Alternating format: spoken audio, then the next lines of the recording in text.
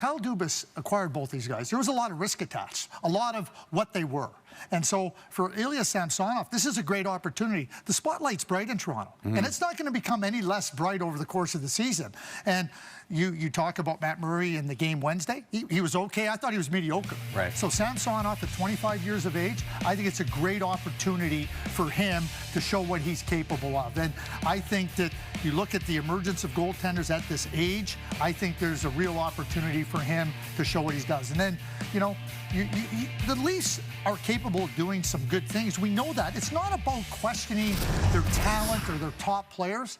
It's about the group, you know, detail, the group effort that goes with it. So I think Samsonov can have a real good impact on this team, because right now, it's not going away if he plays good. The next game will matter, and the game after that. This is a serious situation for Kyle Dubas and the Toronto Maple Leafs in this regard, James. And they said that from the beginning. They never said Matt Murray is anointed as the starter here and is going to be that way for 3 months. We knew full well that if one struggled, the other one might get more opportunities. Keefe said we should have it out of our system. We'll see if they get it out of their system tonight. Let's hear from Sheldon Keefe with Mark Masters. Sheldon, what sort of response are you looking for from your team tonight? Well, I mean, combination of, you know, not playing the way we are capable of playing, the way we'd like to play last night, and then also just being our home opener. Expect the guys to have a boost of energy today, despite it being a back-to-back for both teams. You want some energy and pace to the game that way, but we also just have to make sure we have some intelligence and patience with how we do it as well. As a guy from Brampton, what does the home opener mean to you? It's been special. You know, anytime you get to coach here in Toronto and have your family around and present and all that, it's special. So, you know, whether it's me or Mark Giordano's got a bit of a homecoming here as well in his first home opener, I think all those kind of things are special for the hometown people. Enjoy it. Thanks, Sheldon. Thank you. Here is Sheldon Keefe's lineup for the home opener tonight. As we did with the Caps, we've highlighted the new Leafs in blue. Dennis Mulligan, of course, scored last night. Played briefly with the Leafs 3 years ago, playing 8 games, didn't have a point there. Samsonov started last year 9-0-1 with Washington with 3 shutouts before really struggling after that. Hall and Muzzin really need to respond. -3 for the both of them. Zeros across the board as far as points. 4 hits, they just got to be better, more reliable. Well, no question. Morgan Riley's got to be better. Jay Brody's got to be pretty better. much across the board. All the way up and down the lineup. All right. We are moments away from the pregame ceremony in Toronto. Only 2 teams, by the way, have a top 10 offense the last 6 seasons in the NHL, Washington and Toronto, which should spell fun for us next.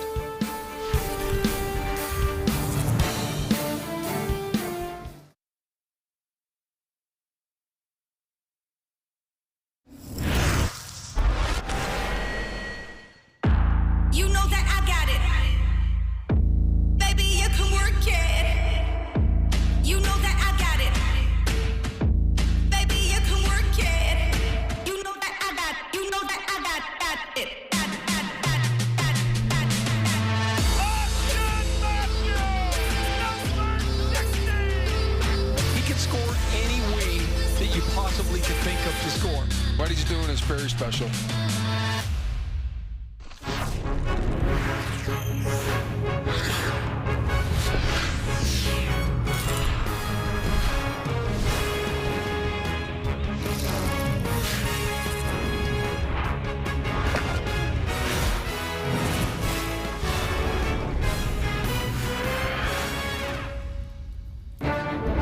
Toronto for game number 2, home game number 1 of a brand new NHL season for the Leafs. A team that set franchise record for points, for wins, for points percentage last year, heading to the ice, trying to follow that up and then do the most important thing, keep winning in the playoffs. Leafs and Caps is your home opener tonight.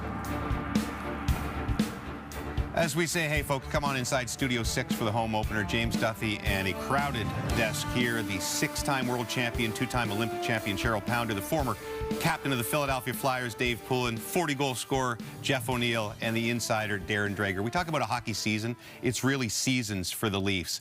The summer helped ease the pain of that crushing playoff loss, another one. Here we are in the fall with high expectations again, a team expected to dominate through this season and the winter, but knowing full well everything will be judged on what happens next spring. Gord Miller and Mike Johnson just a few minutes away, but first to the rink and the pregame ceremony. 23 Toronto Maple Leafs season and the Scotiabank home opener. And now we welcome your Toronto Maple Leafs team, your medical and performance staff, your equipment staff,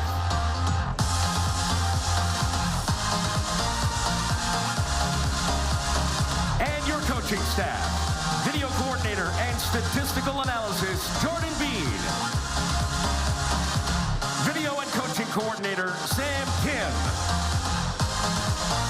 Goaltending coach, Curtis Sanford. Assistant coach, Manny Malhotra. Assistant coach, Dean Chenow. Assistant coach, Spencer Carberry. And the head coach of your Toronto Maple Leafs, Sheldon Keefe. Not dressed for tonight's game. From Victoria, British Columbia, number 18, Jordy Ben. From Kristianstad, Sweden, number 37, Timothy Liljegren. From Vancouver, British Columbia, number 39, Fraser Minton. From Stockholm, Sweden, number 48, Carl Dahlstrom. And the 15th overall selection in the 2020 NHL Draft, Rodion Amirov.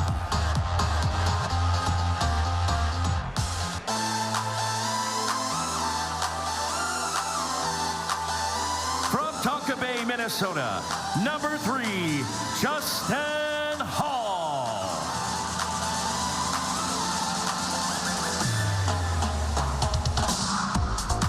From Woodstock, Ontario, number 8, Jake Muzzin.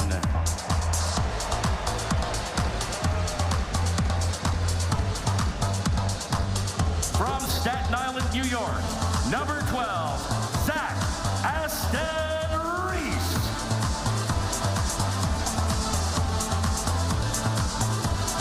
From West Vancouver, British Columbia, number 15, Alex Kerfoot. From Gävle, Sweden, number 19, Kalle Järnkrok.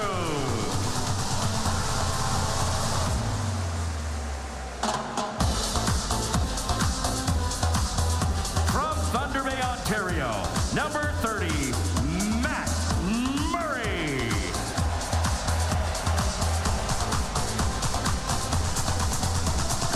From Magnitogorsk, Russia, number 35, Ilya Samsonov.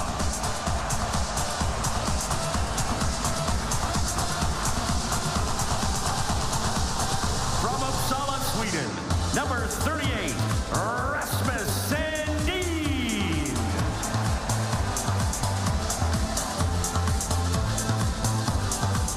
From Ljungby, Sweden, number 47, Pierre Engvall.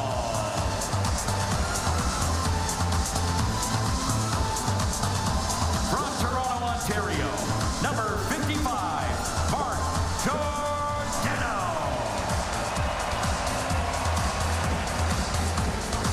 From Scarborough, Ontario, number 58, Michael Bunting.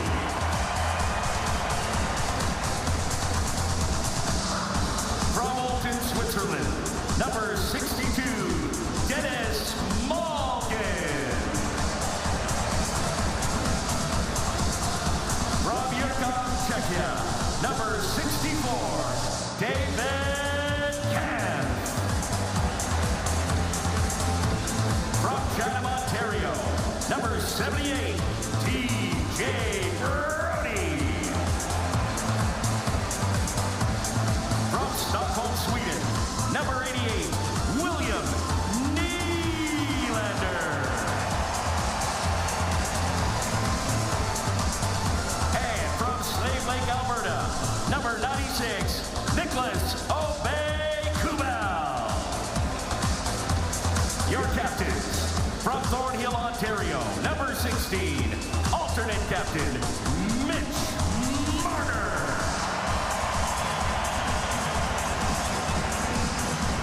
From Scottsdale, Arizona, number 34, alternate captain, Austin Matthews.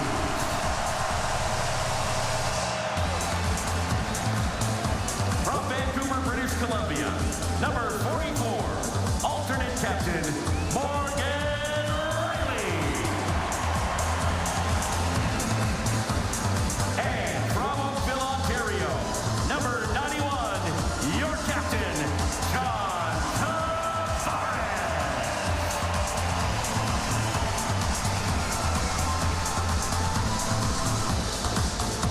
Fans, your 2022-2023 Toronto Maple Leafs.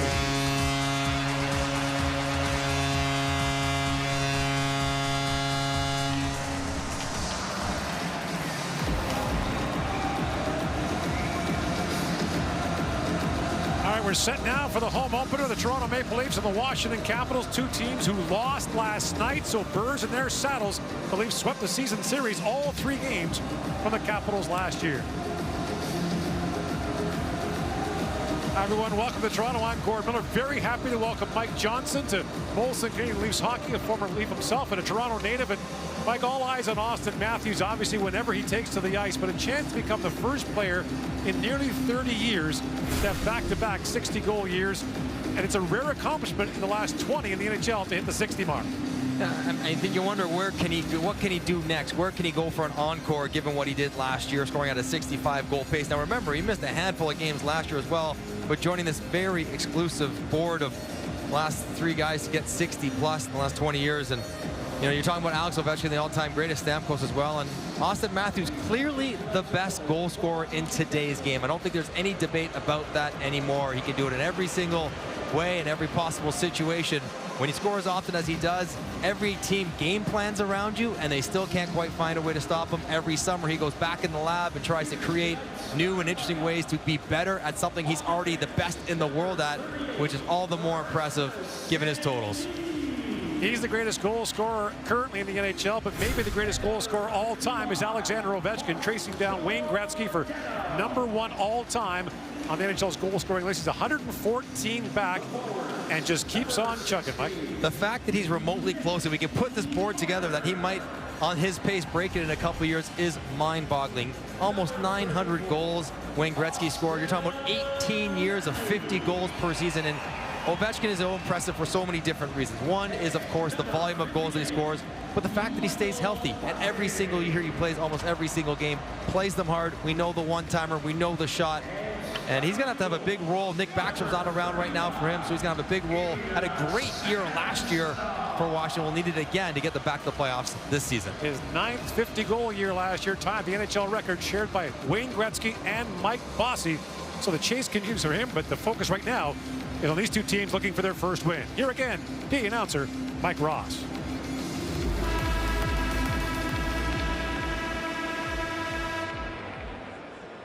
We now ask that you please rise if you're able to, remove your hats, and join Natalie Morris in the singing of our national anthems.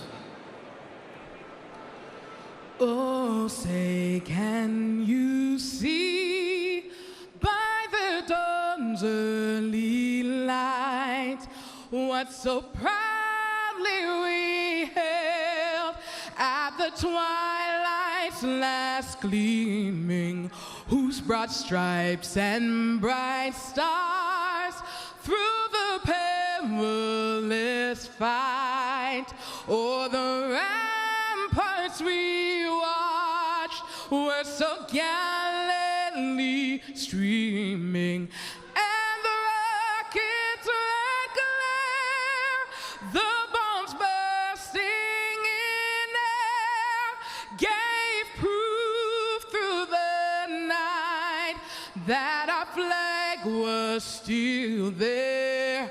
Oh, say does that star-spangled banner yet wave? Oh,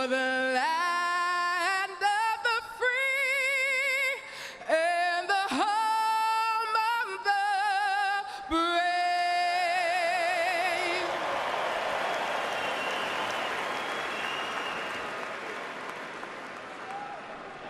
Oh, Canada, our home and native land, true patriot love in all of us command. With glowing hearts we see thee rise, the true north, strong and free. From far and wide, oh Canada, we stand on guard for thee. God keep our land glorious and free. Oh Canada, we stand on guard for thee.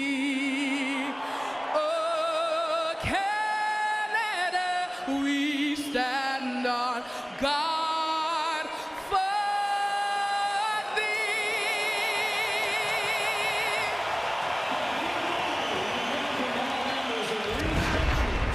Here are tonight's starting goalies, presented by Canadian Tire, proud partner of the NHL. Charlie Lindgren, a 28-year-old from Lakeville, Minnesota, went 5-0 with St. Louis last year with a .958 save percentage.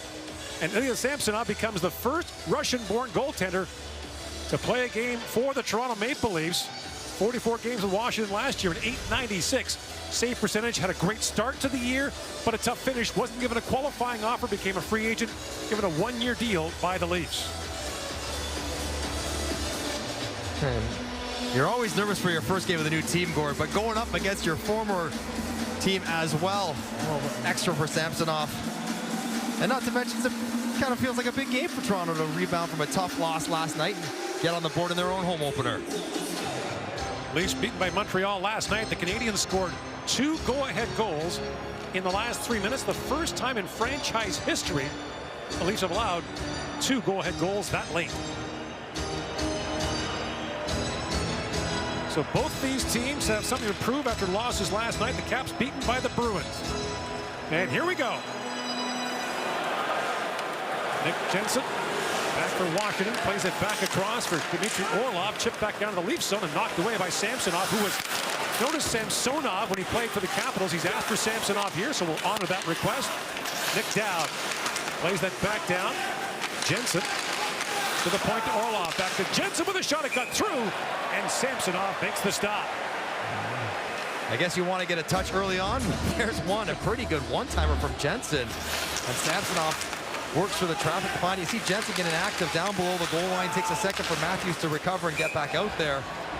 And Samsonov snares it with his glove. Pretty good job by Giordano trying to get a hold of Hathaway so Samsonov can see it. John Tavares comes out for the defensive zone faceoff for Toronto. The Capitals got cleaned out by the Bruins last night. Boston won 63% of the draws. Patrice Bergeron went 15-7 against them. That'll do it. Get Krejci back in there as well. That's a couple of veteran guys that are pretty good in the faceoff circle. And Tavares wins that one. Leafs weren't happy with their faceoff play last night. Gone up about 50%, but lost some key ones as Eller gets a drive away.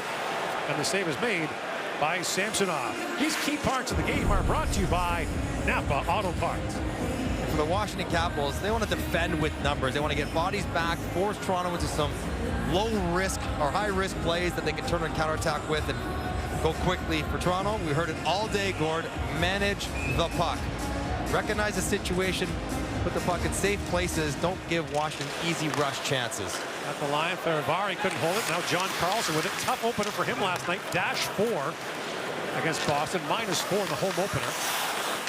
Sure, partner up with John Carlson was also -4 in the game, so the first pair had a tough one. Here's Nylander winding his way through. William Nylander, who scored last night, puts it back across to Jake Munson. In shoots, and Charlie Lindgren makes the stop on him. So the story from Sheldon Keefe last night, this morning, and when we talked to him today was puck management, turnovers, and it was a bad night for Toronto against Montreal last night.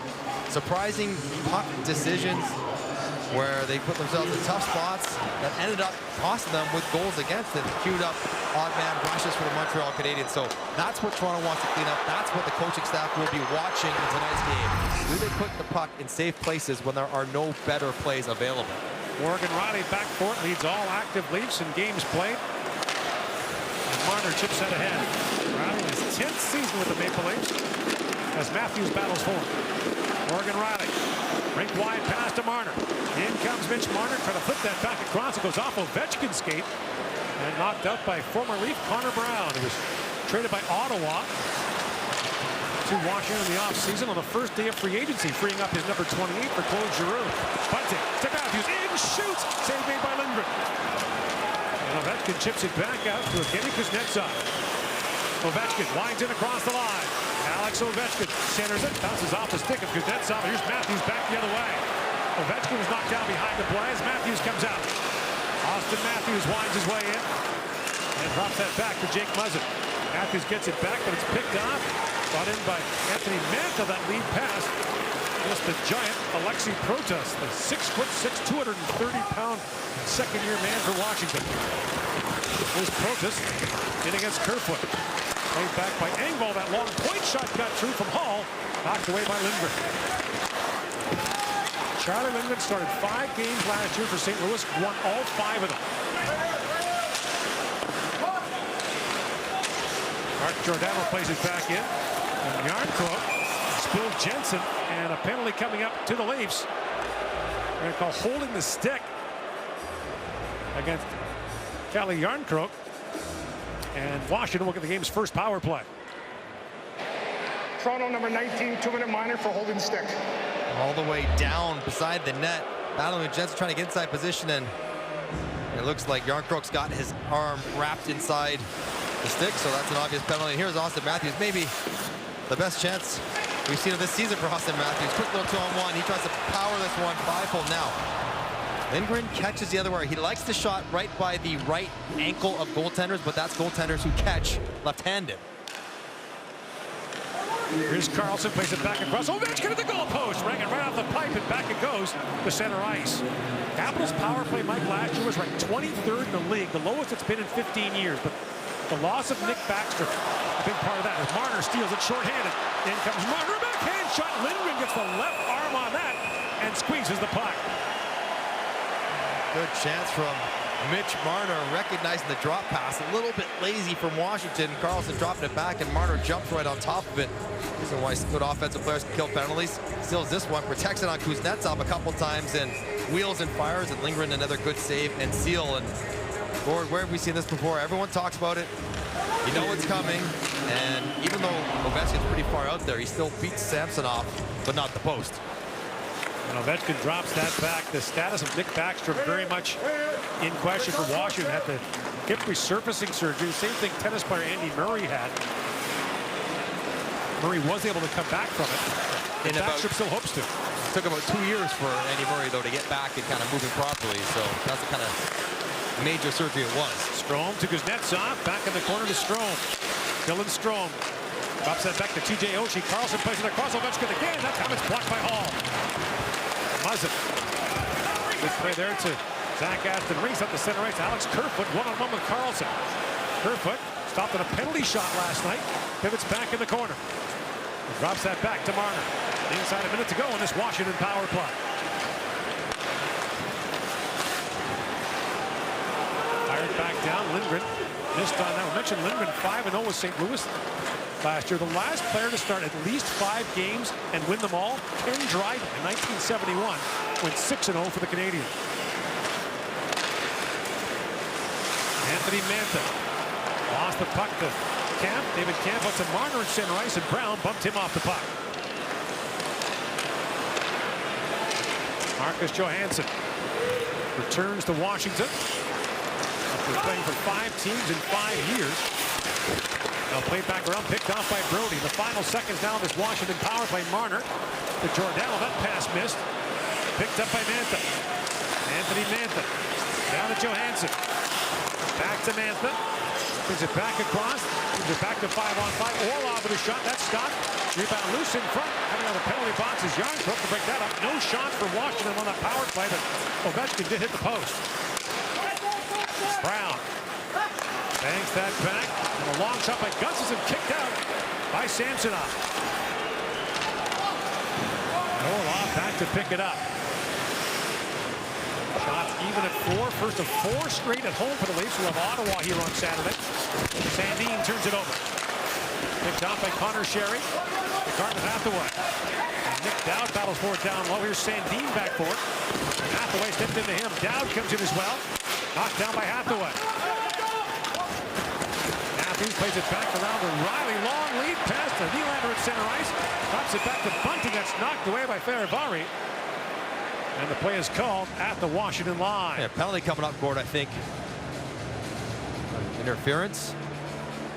Call made on a Capital down low. Washington, number 26, 2-minute minor for interference. Yeah, so Nick Dowd will go off, and the Leafs will get their first power play.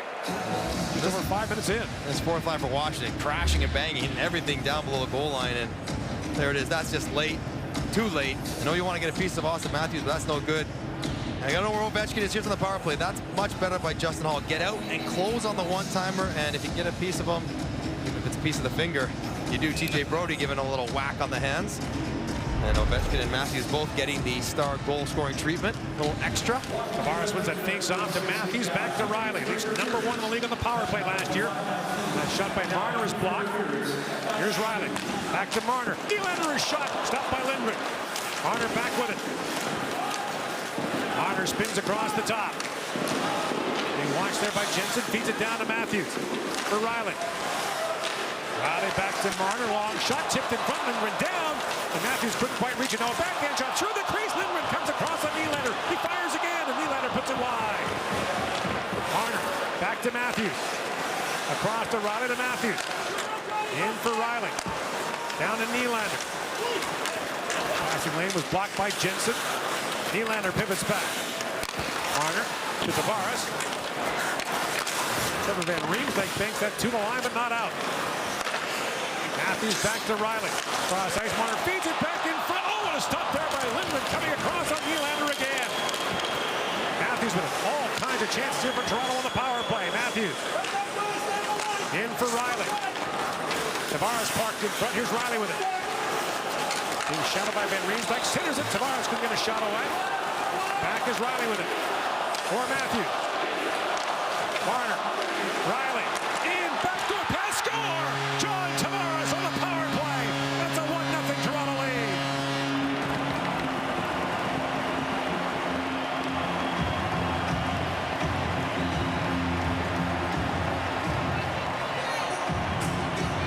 Well, that was the culmination of an incredible power play for the Toronto Maple Leafs. Starting with a face-off win, they kept the puck in the offensive zone. Lingering with some outrageous saves on William Nylander. 2, 3, 4 shots on the power play for Nylander alone.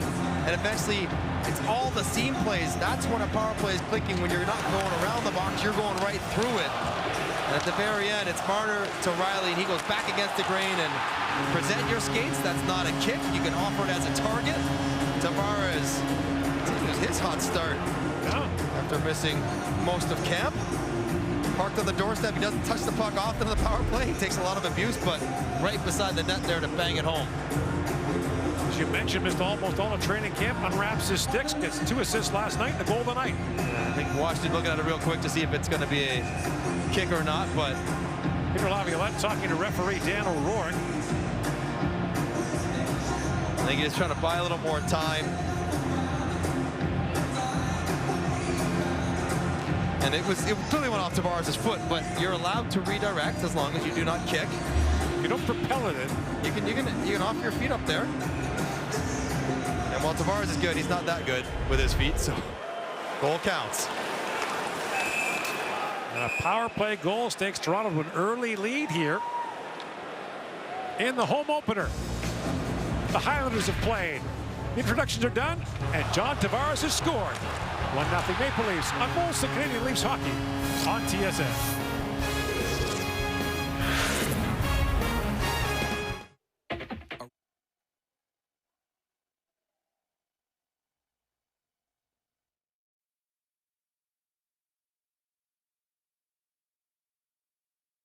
1-0 with John Tavares on the power play goal as the Leafs were able to snap it around for about a minute and a half. And watch John Tavares as he tried to present an option for Morgan Rielly. He gives him 3 targets, his stick and each skate. He opens them both up. If they hit any one of those 3 things, it's gonna go in. Tavares ends up actually tipping it off his stick blade, then off his skate blade. But guys on the side of the net will give up the skate blades as a larger passing target. Tavares works it to perfection for the first goal. Samsonov plays it back around. They've been 9-0-2 to start the year last year for Washington, but really struggled down the stretch. Back at the point, held by Fehérváry. Carlson, a long shot, goes off the skate of Giordano. Here's Lars Eller. Banks it back to Carlson, a shot that rips wide. Carlson, a career high 17 last year. Marcus Johansson feeds that down. The centering pass bounces off Samsonov. Eller looking for it. And Zach Aston Reese with a freshly inked contract plays it back around to Sandin. Up ahead for Camp. Busting out with Aubé-Kubel and Aston Reese. Return pass went off the skate of Eller. Aston Reese fans on it. And Lars Eller plays it back, but on the stick of Aston Reese. Right back in front to Camp with a shot. Saved by Lindgren. Loose puck in front. That's knocked away by Eller. Now Muzzin, a long shot. That goes wide. All of this off the turnover by Lars Eller. Camp. I think that free. Now Eller off the boards up the center ice to Brown. Connor Brown gets in behind Kalle Järnkrok defending. And Brown works his way in. Connor Brown. Brings it back around to Kuznetsov, broken up by Engvall. And back comes Muzzin through the middle for Kerfoot and back down to the Washington zone. Brown tries to chip it back out. Connor Brown, a 6th-round pick of Toronto back in 2012. That's called offside at the Washington line. Lars Eller has had a really nice career, dependable third-line center, and a bad turnover by him. He doesn't spot Toronto Maple Leaf. Puts it right onto Aston Reese's stick, and good little pass from Camp, who fans on the puck. He's trying to give a quick little chip upstairs, and he actually just catches the top half of the puck. Not able to elevate it on Lindgren. Right-handed catching goaltenders are rare. As Mantha chips that down. Samsonov brings it back around, knocked down by Strome, who didn't get a qualifying offer from Chicago in the offseason. Signed a 1-year deal here. As Orlov ripped that wide. The Caps take a chance on him, but not much risk. Orlov a long shot, and Samsonov gloves that. You mentioned Samsonov, the great start, tough finish to last year.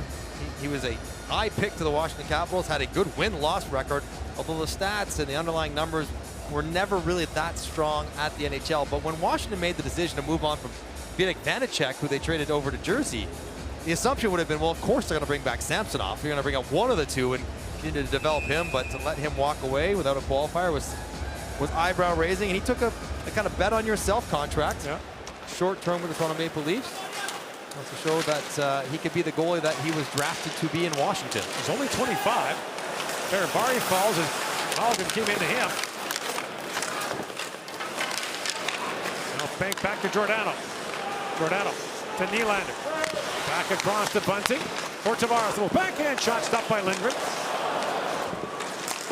Now Johansson plays that for Eller, but knocked back in by Nylander. Nylander keeps it alive again. Oshie can't knock it out. 3 chances for Washington to clear there. Leafs keep it alive, and finally Lindgren pounces on that, and he'll hang on. It's the pace of the puck pursuit for Toronto that is giving Washington trouble. They're just quick on it, quick in retreats, get their sticks in passing lanes, and puck's getting turned over. John Tavares, who already has 1 goal on the night, finds himself in the middle of the high slot, puts it back on net, and William Nylander, John Tavares, of the 11 shots, they each have 3 for the Toronto Maple Leafs in only half a period. Matthews from the face-off against Dowd. Matthews was that cleanly across the Bunting to Rielly. Van Riemsdyk tied up by Bunting. Now Dowd on it. Marner works it free. Matthews in, shoots. Lindgren got a shoulder on that.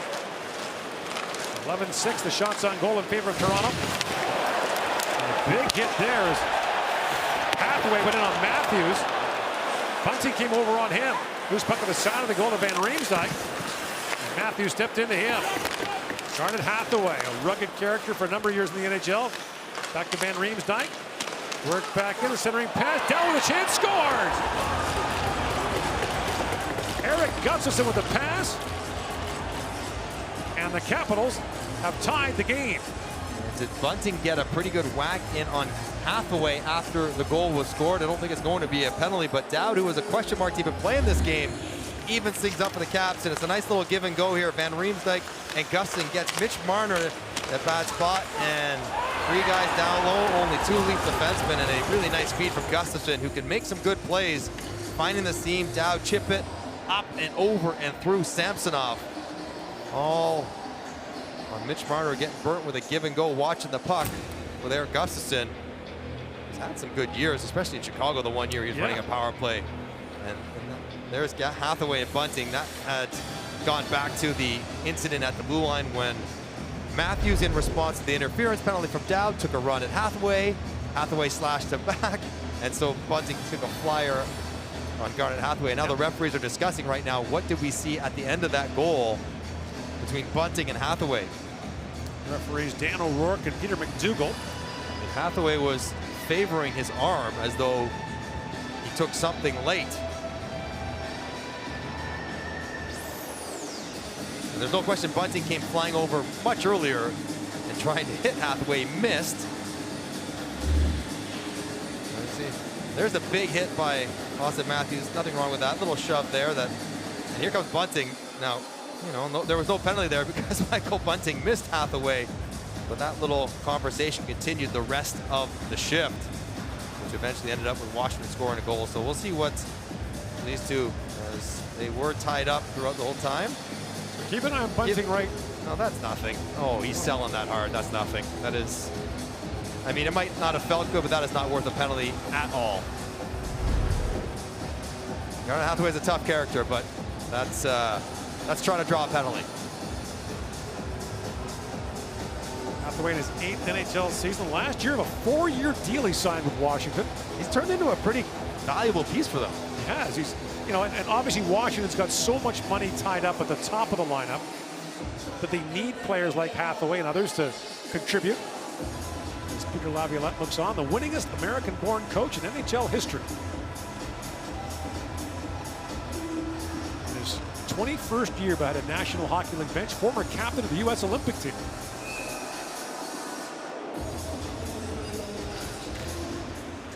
So a 1-1 tie here midway through the first period. Kubel goes in after it. And now Camp trying to work that free. Orlov steps into him. Camp kicks away at it. Aston Reese in after it.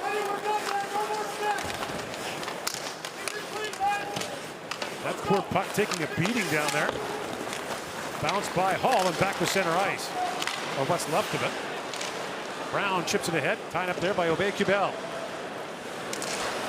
All back around to Muzzin. Zach Aston Reese up into Kubel. Chris crossing, feeds it back across the Hall, who's jumped in. Banks it back around to Muzzin. Muzzin almost on Camp as well. Along with Tavares and Sandin as Brown steps around Kubel. Connor Brown drops to Ovechkin, shoots, fired that just wide. Here's Engvall back on it. He gets crunched there by Ovechkin, who had a physical night last night against Boston. Amazing. At his age, coming up on almost 20 years in the league, put up a 9 spot, not in shots, but in hit scored in his first game. Now stolen by Strome. Dylan Strome works in. Tries to feed that back in front. Strome feeds that back in the corner. Protas knocks that down. Lexi Protas feeds it back across. Fehérváry trying to center it. Now Fehérváry back around to Mantha. Mantha's had 2 injury-ravaged seasons since being traded to Washington from Detroit. Shoulder injury ended his year last year early on. When he's healthy, he can be a force, Mantha. They traded for Vrana to Detroit to kind of get a secondary, consistent 25-30 goal scorer, which Mantha is when he's healthy. Brody racing back as Marcus Johansson takes a whack at that, but it bounces back to Nylander. Across comes William Nylander for Tavares. Leafs breaking 4 wide. Tavares a shot knocked down by Lindgren. Back around to Nylander, but Johansson gets there. Marcus Johansson scored the overtime winner for Washington in Game 6 of the series against Toronto back in 2017. The series clincher. Nylander has that poke free by Eller. Drops it back to TJ Oshie with a shot. And the save is made by Samsonov. 1-1 the score. Nick Dowd has the equalizer for Washington.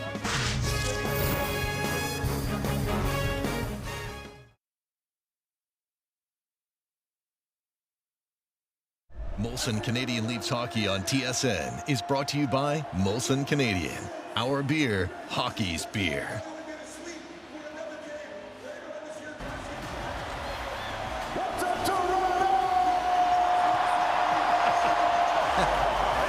The Rock's in the house.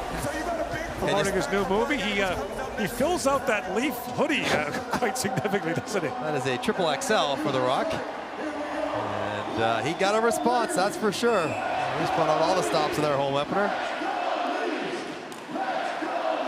He doesn't know it's go Leafs go, not let's go Leafs. But you know. Okay, you go tell him. You go correct him is right. Former CFL player, BC Lions. Best thing ever happened was getting cut from that team. Wally Buono cut him, yeah. I think it was BC. Yep. It was Calgary Stampeders. That's right. Calgary. Wally Buono cut him in Calgary. He hasn't forgotten that. He hasn't forgotten Wally's name either. Here's Muzzin back on it. Up to center ice. Bunting knocks it down. And John Carlson plays that back to center ice. Mantha fires that back in. Samsonov back to play it. It's hard to believe so early in the season, the first week, that these teams are feeling this kind of pressure, but both teams talking about it today. But wanting to right the ship after last night. Half goes in.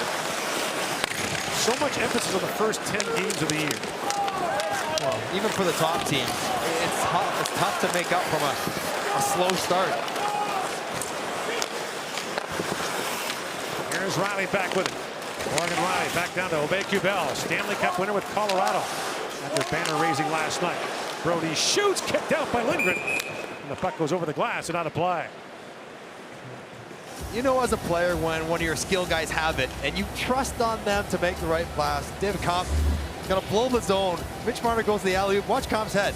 Doesn't even look for the puck once. Like, no, it's going to land right in front of me. Okay, right in the breadbasket. Lands flat, able to control it, trusting that the teammate will set you up well, and he did. Alex Kerfoot for the offensive zone face-off, along with Jarnkrok and Engvall. Face-off controlled by Washington. Brody back to center ice for Jarnkrok. That's knocked down. Now Brody tied up by TJ Oshie, who fishes out ahead for Johansson. Marcus Johansson in, fire, scores! And trickles through Samsonov, and the Capitals have taken the lead.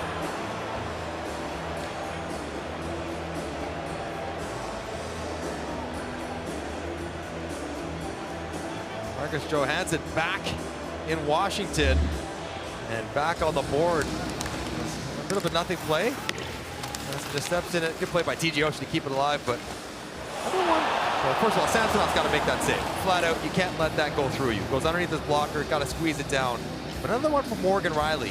Had that with Cole Caulfield last night, where there's no real center lane drive threat. You got to close faster.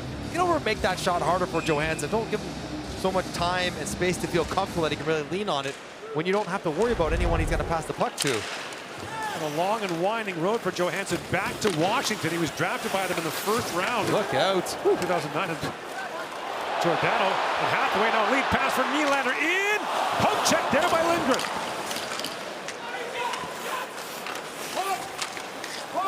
It's been a high event first period. Tavares flips it back across. Sandin holds and shoots, and Lindgren got a piece of that. Malgin back with it. Squirted off his stick and back out to center ice.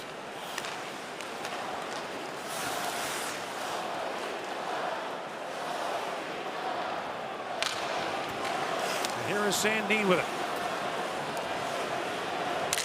Just almost all of training camp. Walked into an exhibition game against Detroit and scored this first game. Matthews drops that back to Muzzin. Jake Muzzin in, shoots, and Lindgren makes the save up high. and hangs on. Caps have scored back-to-back. Marcus Johansson has his first of the year as the Capitals have grabbed the lead here in Toronto.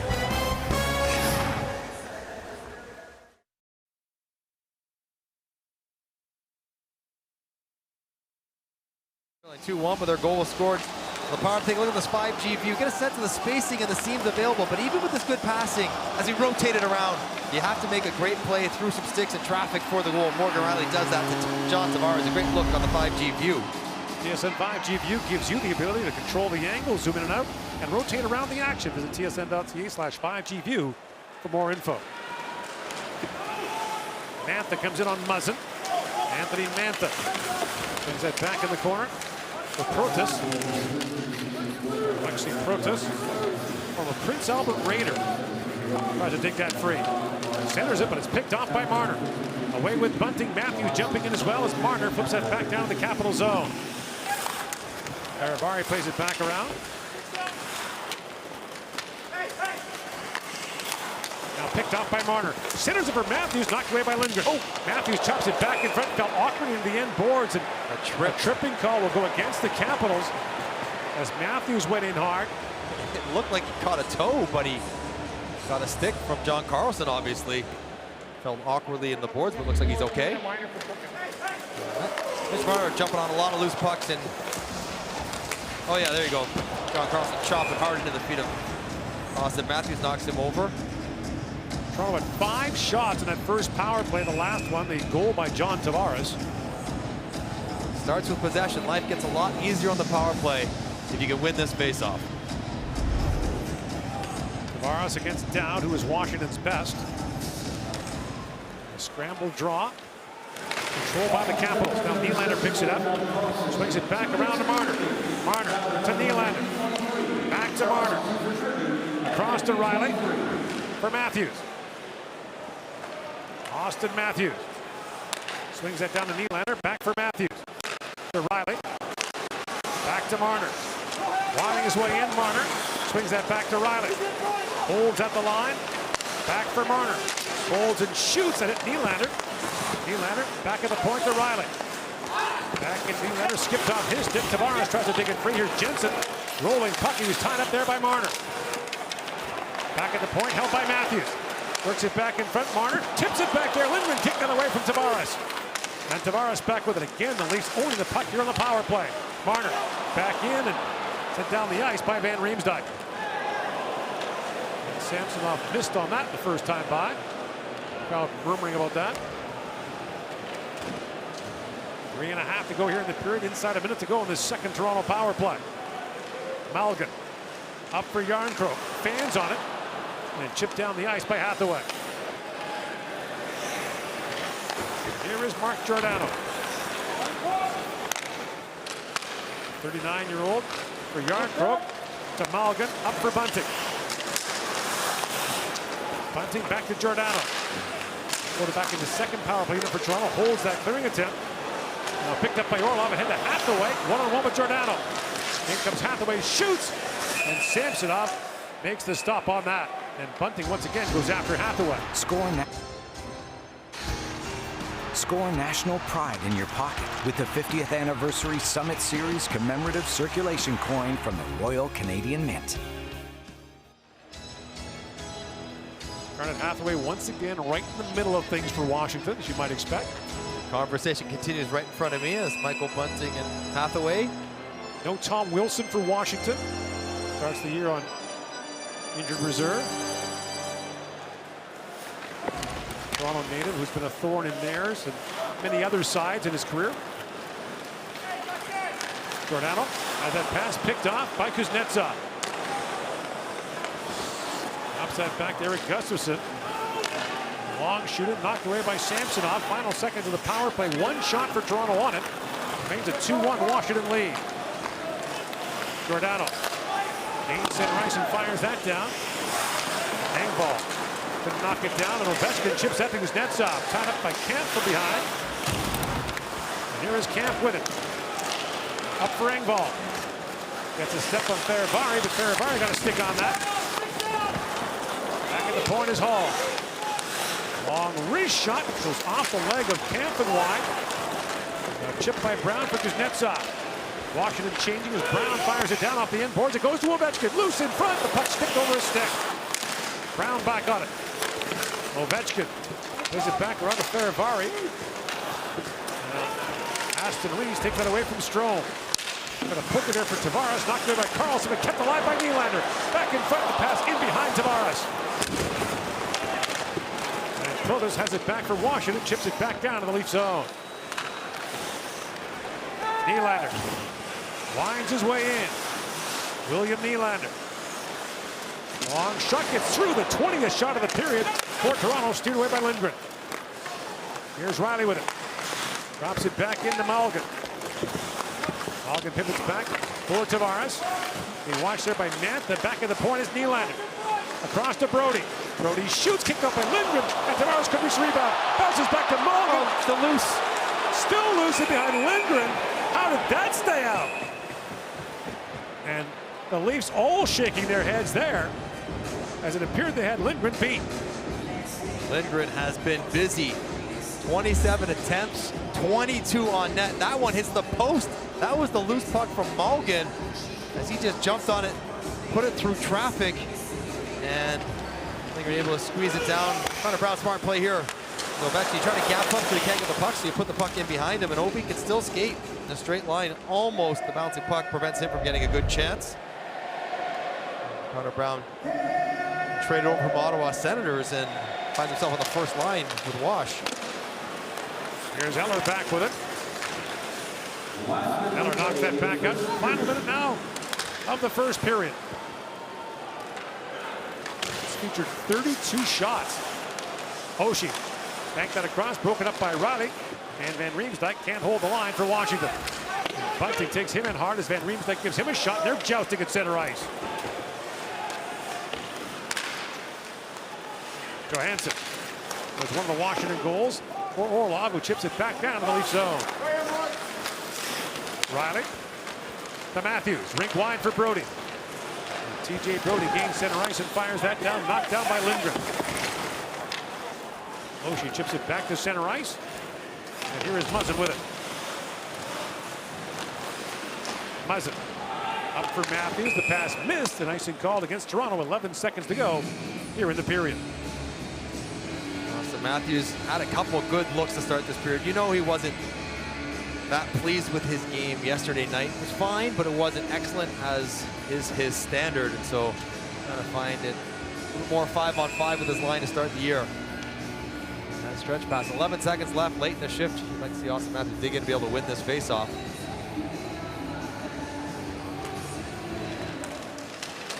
Off the face-off, knockdown. Away comes Marner in the dying seconds with Engvall. Marner in. Second chance, stopped by Lindgren. Matthews comes in after it. And Carlson takes that away. A late dash for the Leafs, and they almost got the equalizer as time wound down. What a play by Orlov. I mean, Mitch Marner is one of the best passers in the league. And good defensive play by Marner. He's got a rush. He checks the clock to see the time. He's trying to sweep it around, but Orlov closes with his stick to make it difficult for Marner to hook it around to Engvall. That's good lateral movement on one of the better players with the puck in the NHL. 22 shots for the Leafs in that period, more than they had in any period of a game all of last season. But it's a 2-1 Washington lead as we say to our first intermission with your host, James Duthie.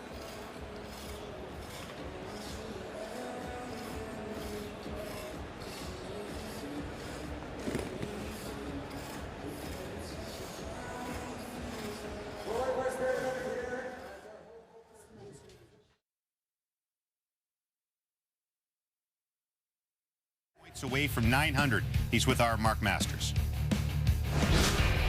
John, coming off a tough loss in Montreal, how do you assess the first 20 minutes for your side tonight?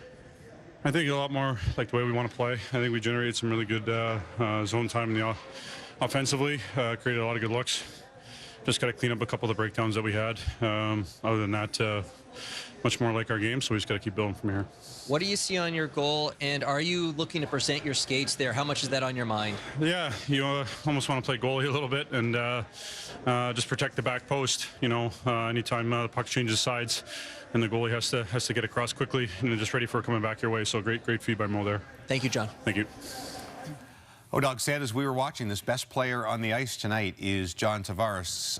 Toronto had the #1 power play in the NHL last year for the first time since expansion, 67-68. After an 0 for 4 on opening night, what clicked so well on that first one? Well, they had to get some mojo going, and on the power play, that's where your best guys are out there, and they were zipping the puck around, and it's great work by John Tavares down low. He's always digging for pucks. He's been on pucks all night. You watch him go to the front of the net, and Brad Marchand does this a lot with the Boston Bruins. Just present yourself and open your skates at the side of the net. That allows your teammate to just rifle it over there, and it's going to go in somehow. It's going to go off your stick. It's going to be off your skates. He was fantastic in the first period. Yeah, I'm going to piggyback off of that, because I agree with you. And yesterday's game as well, I just thought he was so effective, in particular down low below the goal line. So we're just going to go back to back here in front of the net again. If you look at him, the net front, but he'll go left to right to present himself. He gets lost behind the coverage. This is exactly what he does so effectively. It's the reason why he gets the goal. I mean, just knowing what side he's on, knowing how to position himself with a left or a right shot who's got the puck. That's all of what he does. And then again, below the dot, the backhand, he's all around the puck. He's got a lot of jump to his step tonight. And then again, the quick release shot there, not afraid to change the angle of his shot. I agree with you. He's been the best so far this evening. Oh, more proof the preseason doesn't matter, as he didn't play a single shift in the preseason. I had him on my top 50, and I think he's proven a point. Yeah. Were you the only one? Is that what you're trying to say? I had him. Body position, as Cheryl just identified, right, for John Tavares. Now, automatically, you look to the Washington Capitals bench, and there's Peter Laviolette blowing a gasket because he thinks that this is a kicked-in puck.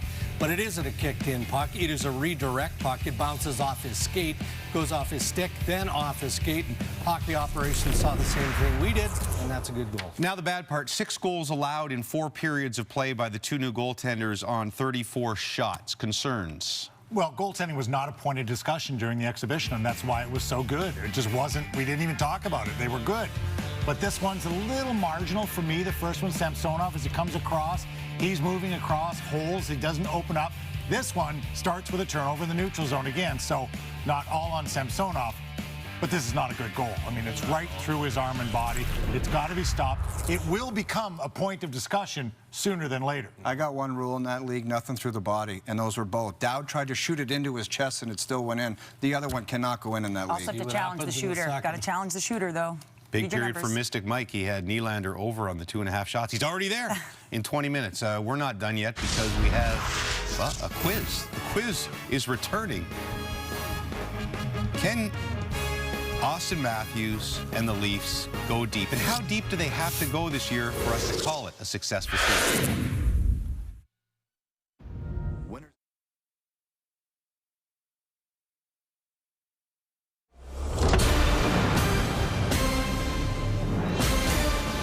So let me try to explain this to you guys, because I'm confused by it. I'm sure our viewers are. The Quizmaster retired last year. We had a beautiful party for him.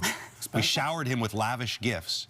And then we find out he's actually retired, but he's still doing the quiz. So he's in his little cabin in the woods, pecking away at his typewriter, and he does like 130 questions and whittles it down to 3 for us for every Leafs game. How many playoff rounds do the Leafs have to win this season for it to be considered a success? 1, 2, 3, or all 4 rounds, Cheryl Pounder? Win 1 round, because it has been a long time coming, since 2004. Yes, that is right. That is 18 years, and you got to get through 1 if you want to try and contend for the cup. O'Doug? I'm going to go with win 2 rounds. I'm going with the building block approach this year. I think I was posed this question possibly a year ago, and I was like, Stanley Cup or bust. But maybe they just got to get that feeling of having success and winning a round, winning 2 rounds. And then the year after that, they're like, remember that feeling, guys? Let's build off of that. I think we've posed this question 6 straight years, so your memory's likely correct. No, I'm saying win 3 rounds. Success is getting to the Stanley Cup final. Look at the decisions, enormous organizational decisions in the offseason. Development is over. They need to win. Drake sounds like a GM. I don't understand how winning 3 rounds is the necessary. You haven't won 1. You're not built to win a cup until you win 1 round. You have to win 1 round. But don't you think it'll be more disappointing if they win one and they trick them first? Okay, fine. Fresh off a 50-goal season at age 36, will Alexander Ovechkin record an all-time 10th such year in 2022-23. So your options are yes to 50, no to 50, or a 50-50 chance at 50-0. Yes to 50 if anybody paid close attention in the first period. He took a one-timer and the net started shaking after it hit the crossbar, and that's what he's going to do all year. Everybody on that power play knows you got to get it to one guy, and that's number 8 on the off dot, and he's going to hammer one-timers all year. No question he gets 50. No Nick Backstrom, no 50. And Nick Backstrom has assisted on 780 of his 780 goals, I think. I don't know if that's exactly correct, but something like that, Greg. I think yes to 50, and I agree with O. I mean, he still powders it from that left circle. We still see him drive the net. We still see that passion. Every time he scores a goal, it's like it's his first goal in the NHL. I'm going 50-50 because I'm not betting against a guy that has 780 goals. And as you mentioned, no Backstrom. So that adds an element to it. But, man, does he have a shot? He can rip it. So I'm going 50-50. So you're saying 50-50 chance? I am. Feels like a bit of a cop-out. Yeah, the March 3rd trade deadline shouldn't have been an option. 141 days away from trade deadline. It's time to check in on the #1 player on our trade bait list. He'll stay there all year. Where is Patrick Kane most likely to finish the season? Toronto, Edmonton, Rangers, Islanders, Tampa are your early options, Pooley. I believe Tampa because this year there's no like Kucherov out or Stamkos hurt or Point or anything else. So they're going to pull some magic out of their hat.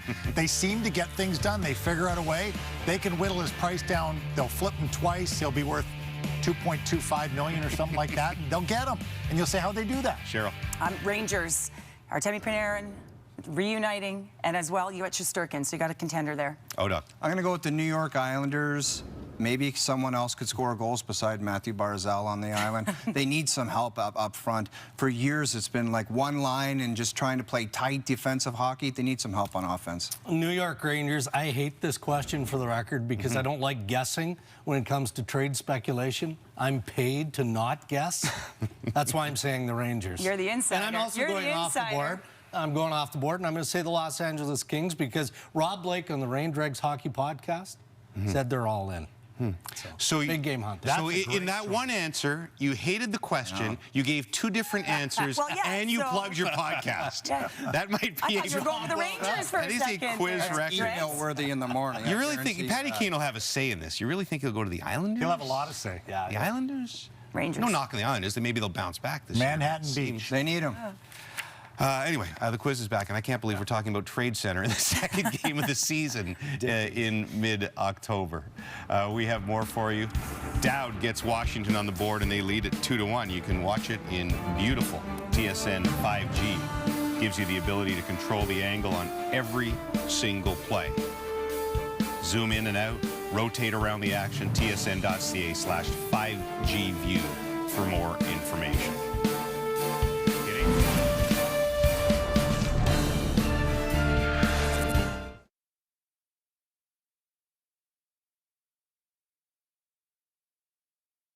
Puts the scoring on John Tavares, his first of the year on the power play, but then Nick Dowd and Marcus Johansson strike back to give the Capitals a 2-1 lead. Toronto outshot Washington 21-11 in that opening period. Gord Miller back here with Mike Johnson. 9 of those 21 shots came from John Tavares, who had 5, and William Nylander, who had 4.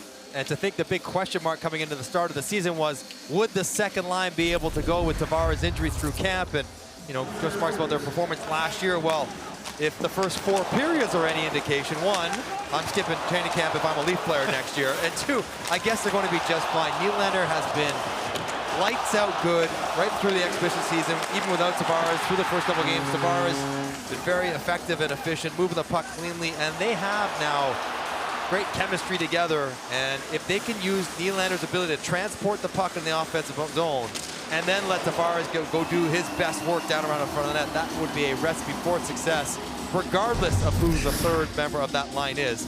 They were dominant in the first period, and that was a good first period for Toronto, Gord. Just the goaltending was better for Washington than it was for the Leafs. By the way, for the record, Mike Johnson retired 13 years ago and is still looking for excuses to get out of training camp. Couldn't find a good one when I was playing, but I got a couple now. I see that. The teams begin this second period 5-on-5.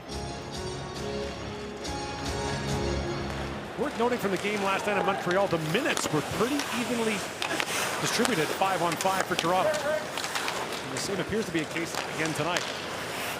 As Marner winds his way in with Bunting and Matthews.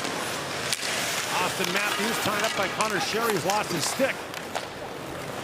Hathaway chips it there for Dowd. Hathaway through the middle. Sherry trying to reach it, bouncing puck and foot. Dowd gets a shot away, put it wide. Picked back up by Marner. Bunting goes to hunt it down. Matthews circling it. The puck squeezed by him. And away comes down for Orlov. Dmitry Orlov, longtime Capitals, 11th year. Unrestricted free agent at the end of the year. Here's Connor Brown. Brings it back around, Fehérváry. Brody knocked down. And here is Brown. Connor Brown drops it back to John Carlson. A shot, and Samsonov makes the save on that.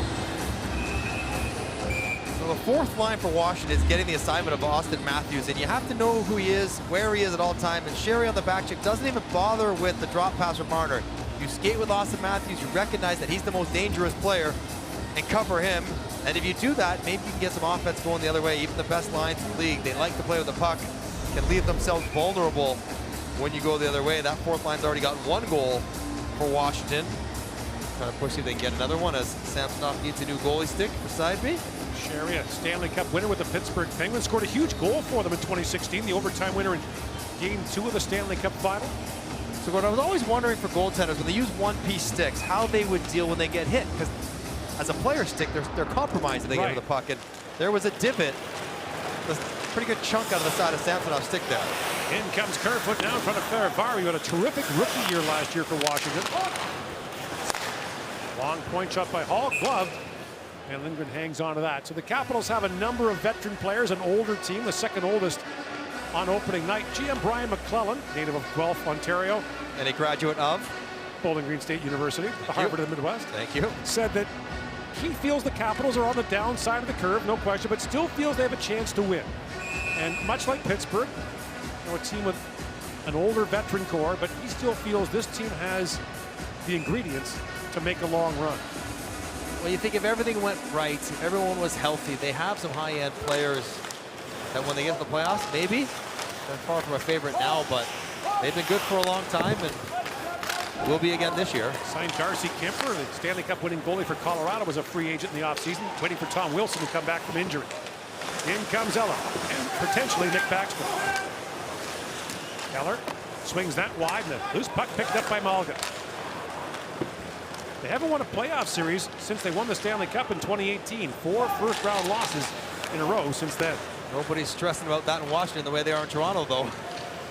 You get the big one at one point. That's right. You get yourself a pass for about a decade. Still one of the most amazing Stanley Cup runs ever. They trailed in every series that year. Down 2-0 to Columbus in the first round. Overtime in Game 3. The puck bounces in off Lars Eller, and the series turns.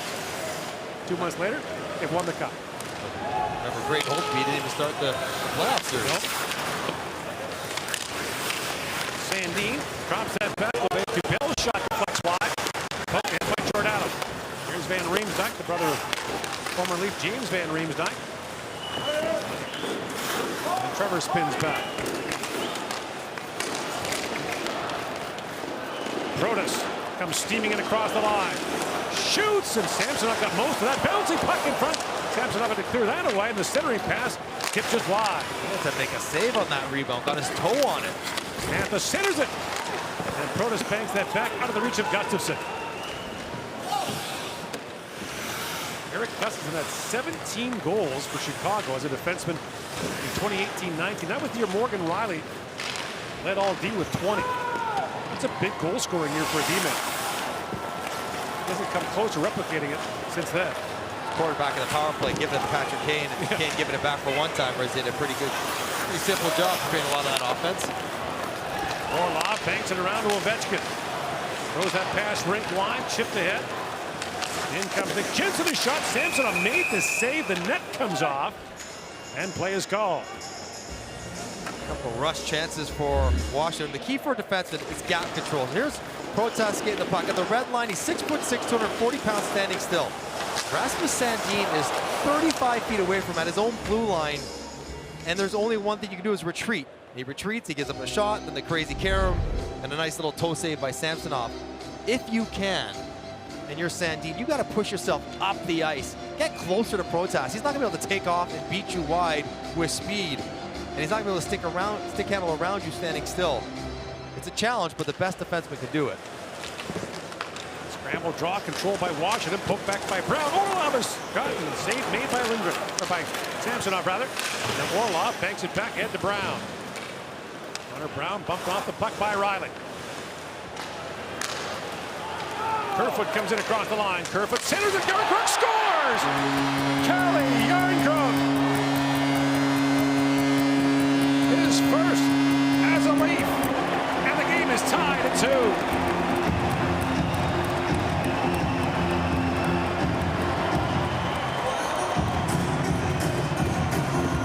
Yarncroke grabs his first goal. Drive the far post, stick on the ice. Firm bottom hand, and what a play by Kerfoot, who kind of kicks his puck around, gets it onside, and Yarncroke just beats Orlov to the net. Kerfoot puts it right where he needs to.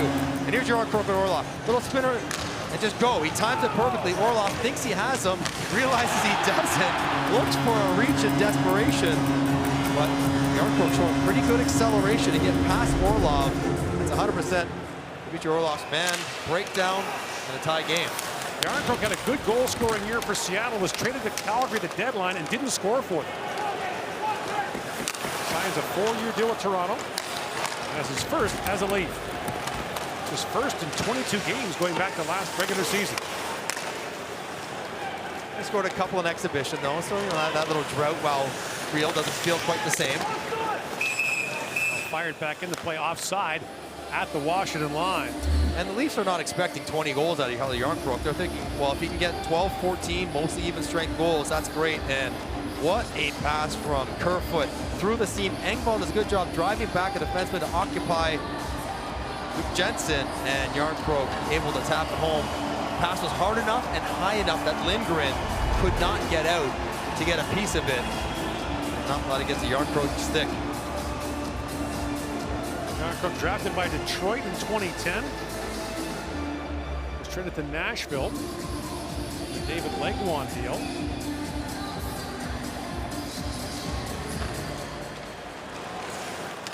Name means iron hook in Swedish.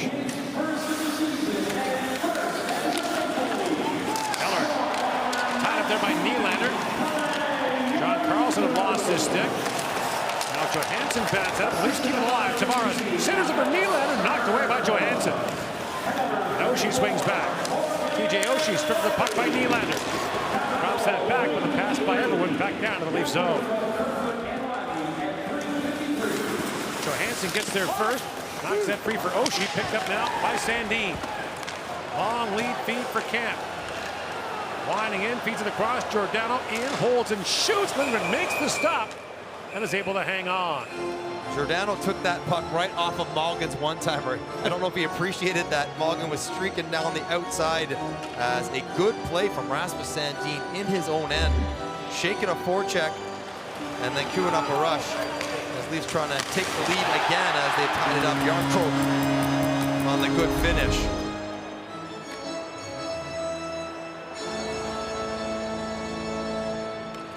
Matthews in for the face-off against Dylan Strome.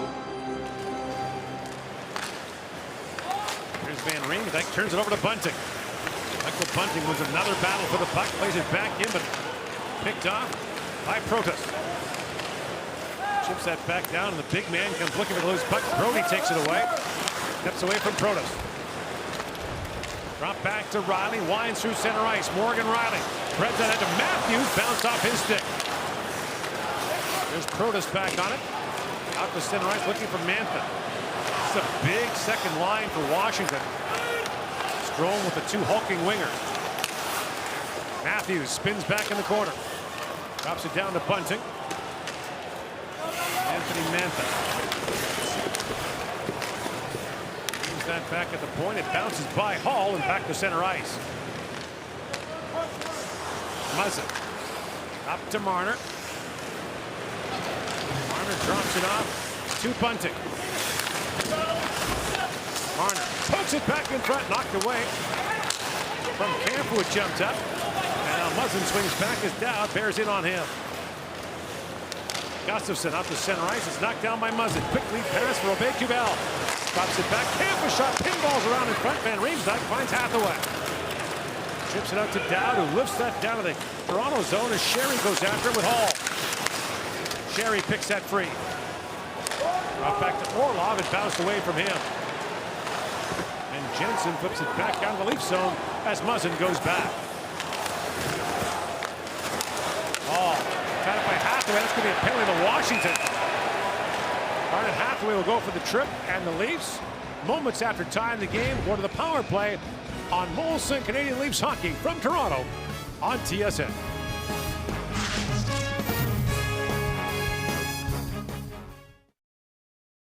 Tangerine Raptors basketball home opener tips off next Wednesday from Scotiabank Arena. Raps take on the Cavaliers. We're going to wait at 7 Eastern here on TSN.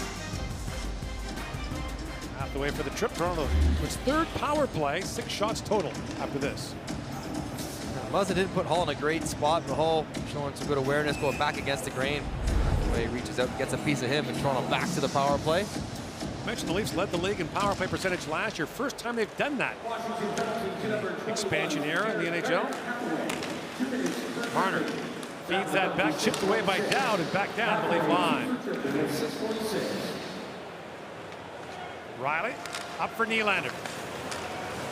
Long shooting, goes back to Tavares. Sets it up for Matthews. He's tied up by Van Riemsdyk. Here's Nylander with it. Back he goes to Riley. Morgan Riley slides it across to Matthews. Back to Riley, slaps it across for Nylander. The pass out of his reach. Marner feeds that back. Sherry tips it there. And brought up by Kuznetsov on the penalty kill for Washington. Riley snaps the pass ahead for Tavares. Toronto winding in. Drop back for Nylander with a chance for a check by Lindgren. And Kuznetsov back with it.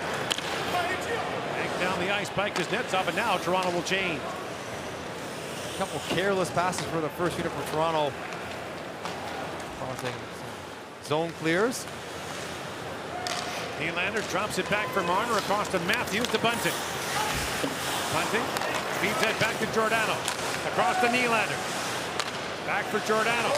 Nylander spins back. Bunting parked in front. Giordano back across to Matthews. Marner centers a great pad save by Lindgren. Nylander centers a bouncing puck up by Bunting, and it's sent down the ice by Eller. That's a nice sequence for what's left of the first unit, Bunting. Great look there. 20 seconds to go in this Toronto power play. Bunting. Rink wide to Yarncroke. Drops it back to Kirk when he's tied up there by Dowd. Line held by Giordano. Back to Bunting. Now Yarncroke back with it. Loose in the corner. Bunting reaching for it. One shot for Toronto on that power play. As Hathaway steps back on. Kerfoot has it knocked away by Van Riemsdyk. Hathaway hammered there by Muzzin right in front of the Toronto bench. Hit him early. Don't get in a foot race. That one, Muzzin still a little shaken up afterwards. Quick change. Nicely waved off as Jensen went back. Here's Mantha, rink wide for Protas. Walking and changing as Protas put that way wide, and now Strome back on. Back in the corner, Brody picks it off. And Kerfoot away with Engvall and Hall jumping in. Kerfoot knocked down by Gustafsson, banks that ahead. Mantha for Protas. Steaming in, Protas swings it back in front. Mantha couldn't handle the pass on his backhand. And now a penalty coming to Toronto as Mantha was hooked there. And so Lindgren makes his way to the Washington bench for the extra skater. On comes Ovechkin. Drop back to Mantha. Then comes Kuznetsov. Kenny Kuznetsov throws that rink wide. Orlov. Back down to Strome, finally touched up. And a holding call will go against Toronto's Justin Hall as the Caps get a power play midway through the second period. Leafs were on their heels after a turnover, going the one way. This one, Kerfoot tries to chip it in and doesn't get it all the way in there. Now it's Mantha. And protests off on the races. Broken play, but no one quite resets, and Hull reaching, grabbing, and eventually gets called for the hold there. The tug on the hands on the stick is what's got to get the penalty. And here's the earlier hit by Muzzin on Hathaway. Oh, squeezes him off. Good decision, because I don't think he was in an angle to go on a foot race, so hit him before he got to chase him. Caps 0 for 1 on the power play. Did not have a shot on their first. Strome wins the face-off, back to Ovechkin, shoots, and through the traffic, Samsonov makes the save. Brody taps it back across. Aston Reese on the back end sends it back down. Carlson back to pick it up. On Carlson. His 14th year with Washington. For Kuznetsov. Trying to throw that back in. It was knocked down by Muzzin.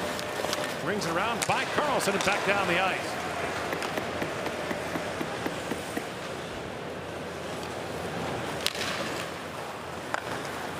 Here is Carlson with it. Winds it ahead to Strome. Drops it back to Kuznetsov. And Kuznetsov works his way in. Back in the point is Ovechkin. To Carlson. To Oshie. Ovechkin in his customary spot. Here's Carlson back to Ovechkin. Shoots! And Samsonov makes the save. Kuznetsov back to Carlson. 50 seconds to go in the Washington power play. Kuznetsov centers it. Knocked down by Kerfoot. And Ovechkin races to keep it alive. Back around to Kuznetsov. It skipped over his stick. Yarncrook poked there by Oshie. Riley can't clear it out. Strome taps it back. Here's Ovechkin again. Back to Carlson. Ovechkin centers it. Knocked away by Yarncrook. Kuznetsov back with it. In for Oshie. Drops it back. Ovechkin with a chance. He put it high. Oshie again. Shovels that back to Kuznetsov. Back to Carlson. Strome parked right in front. Here's Ovechkin. Winds and shoots. That's partly blocked by Brody. Oshie. Back to Ovechkin. Final seconds of the power play. Strome with it now. Strome back around to Kuznetsov. Tired Capitals on the ice as Kerfoot brings it out. Hall's ready to jump on. 3 shots for Washington on that power play. Kerfoot plays it wide. Here's Carlson with it. Remnants of the power play still on the ice for Washington. Ovechkin still walking to the bench as Eller comes in. They're used to it, Gord. Carlson, Kuznetsov, Ovi, they play 2 minutes almost every power play. There's no such thing as a second unit in Washington. You'd wait a long time to get on if you're on it. In comes Sherry now. Connor Sherry in, shoots, fired that wide. Eller swings that back down. Sherry drops it back to Jensen. Nick Jensen dances around Malgin. Swings it back to Orlov. Winds and shoots, and Samsonov makes the glove save. 7:19 to go here in the second period. Toronto weathers a Washington power play as Ovechkin just misses.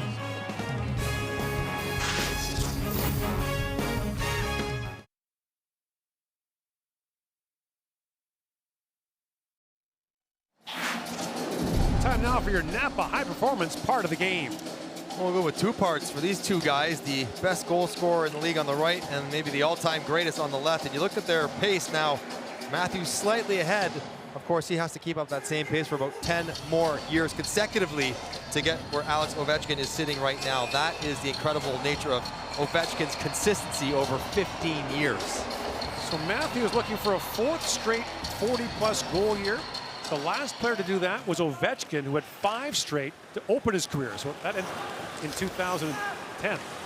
In comes Marner with it. Mitch Marner centers it. That goes just wide. Bounces back to Sandin.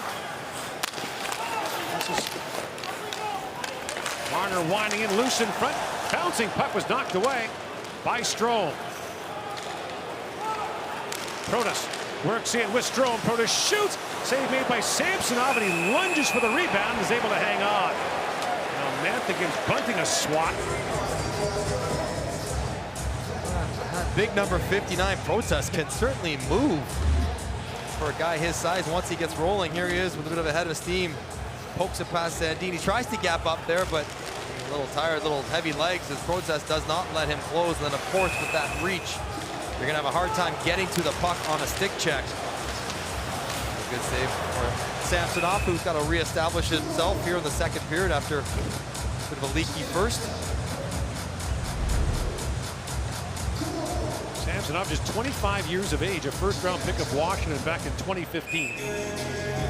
You want to be sitting here on the bench when the puck goes in on Toronto's net, feeling very confident he's going to make the save.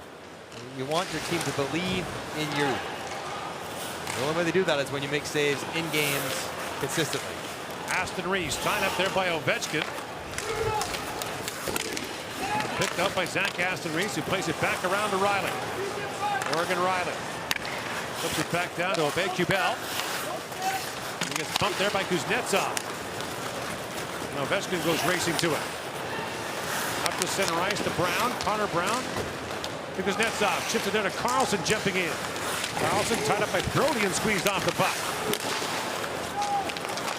And brought back by Aubé-Kubel. Aston Reese goes rink wide. Riley jumping in on Fehérváry. Fehérváry took that away, but then got slammed by Aubé-Kubel. Ovechkin's clearing attempt goes off Yarncroke. And Fehérváry plays it back to Orlov. You can see him almost shot it right into Yarncroke's chest in the high slot. Fehérváry up for Oshie. TJ Oshie. Gains center ice and works his way in. Knocked down by Engvall. Gives it away to Oshie. Oshie slides. And Muzzin took it away from him. Engvall can't clear it up the first try. Johansson knocked it down. And now Engvall with no stick. Kicks that to the line but not out. Orlov in for Johansson. Marcus Johansson centering pass. Bounces around in front. And Samsonov kicked that away. Engvall's stick causing problems there, and the puck played with a high stick, and the face-off will come back down to the Toronto zone on Molson Canadian Leafs Hockey on TSN. Take a look at Calle Yarncroke's first in our TSN 5G view, and Kerfoot buys his time, and what does he see? He sees Yarncroke with the gap. He's got Orlov by about 10 feet. Perfect pass and finish to even the game. TSN 5G view gives you the ability to control the angle, zoom in and out, rotate around the action. Visit tsn.ca/5G view for more info. Interesting to see Laviolette here get Dowd out. I wonder if that's the matchup against Matthews or recognizing that Tavares and Nylander have it going on, that they're going to swap out their checking line to Tavares's. Normally you'd see the Ovechkin line here after a TV timeout in the offensive zone. Tavares picks that free. And Nylander swings it back to center ice. William Nylander. Gains center ice and wrists that back down to the Washington zone. As Van Riemsdyk goes back for it. Morris at the trail back at center ice as Dowd is watching him. Here is Van Riemsdyk. Across to Gustafsson. Van Riemsdyk. Fires that back in. Here's Sherry after it. Muzzin lined up by Mantha, who steps into him. Tavares out to Matthews. And Strome got a stick on that. In comes Matthews. Tavares back with it. Played back down to Marner. Marner spins and shoots. That goes wide. Now Bunting hustles on. Leaves it there for Matthews. Back at the point. Giordano shoots. His stick blows up on him. And Strome comes racing in, but Matthews range back to take that away. Here's Bunting back with it. Bunting fires that back down. Fehérváry got the discarded stick getting in the way as Marner picks it up. Being watched by Strome. Matthews spins and shoots. That goes wide. Marner and Strome have a head-to-head rivalry going back to their days in the GTHL when they were two of the top scorers in that league. In comes Marner with it. Drops it back to Matthews. And that pass taken away by Kuznetsov. Matthews was locked and loaded. Back comes Protas, chips it back down to the Toronto zone as Brody goes back. 3.5 to go here in the second period. A 2-2 tie. Toronto swept the season series last year, winning all 3 games.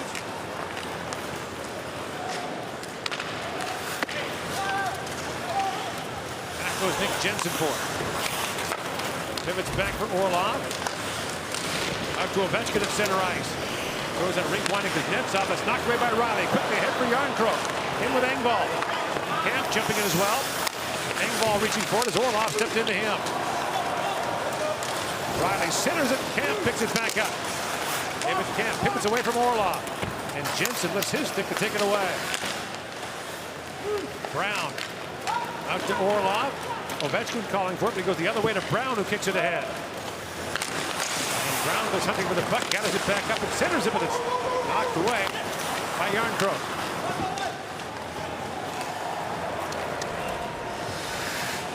Morgan Riley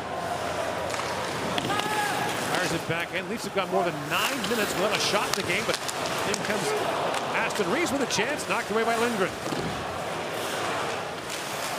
And there's his first shot in nearly 10 minutes as that lead pass by Van Riemsdyk misses. Icing called against the Caps. An unforced error there by defenseman Trevor Van Riemsdyk.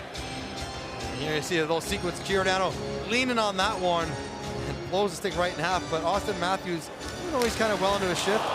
Understands time and space. I'm going to get here, poke it away to myself before Strome can close and create a chance.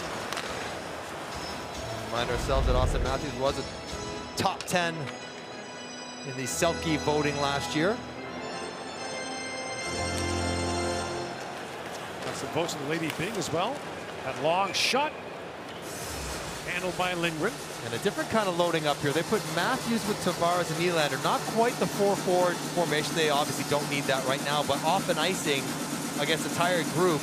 They put Matthews out there on the right side with Nylander and Tavares. Now that Washington has been able to make a change, they put Mulligan in his usual spot. So keep doing everything in his power to try to free up Austin Matthews in an offensive situation.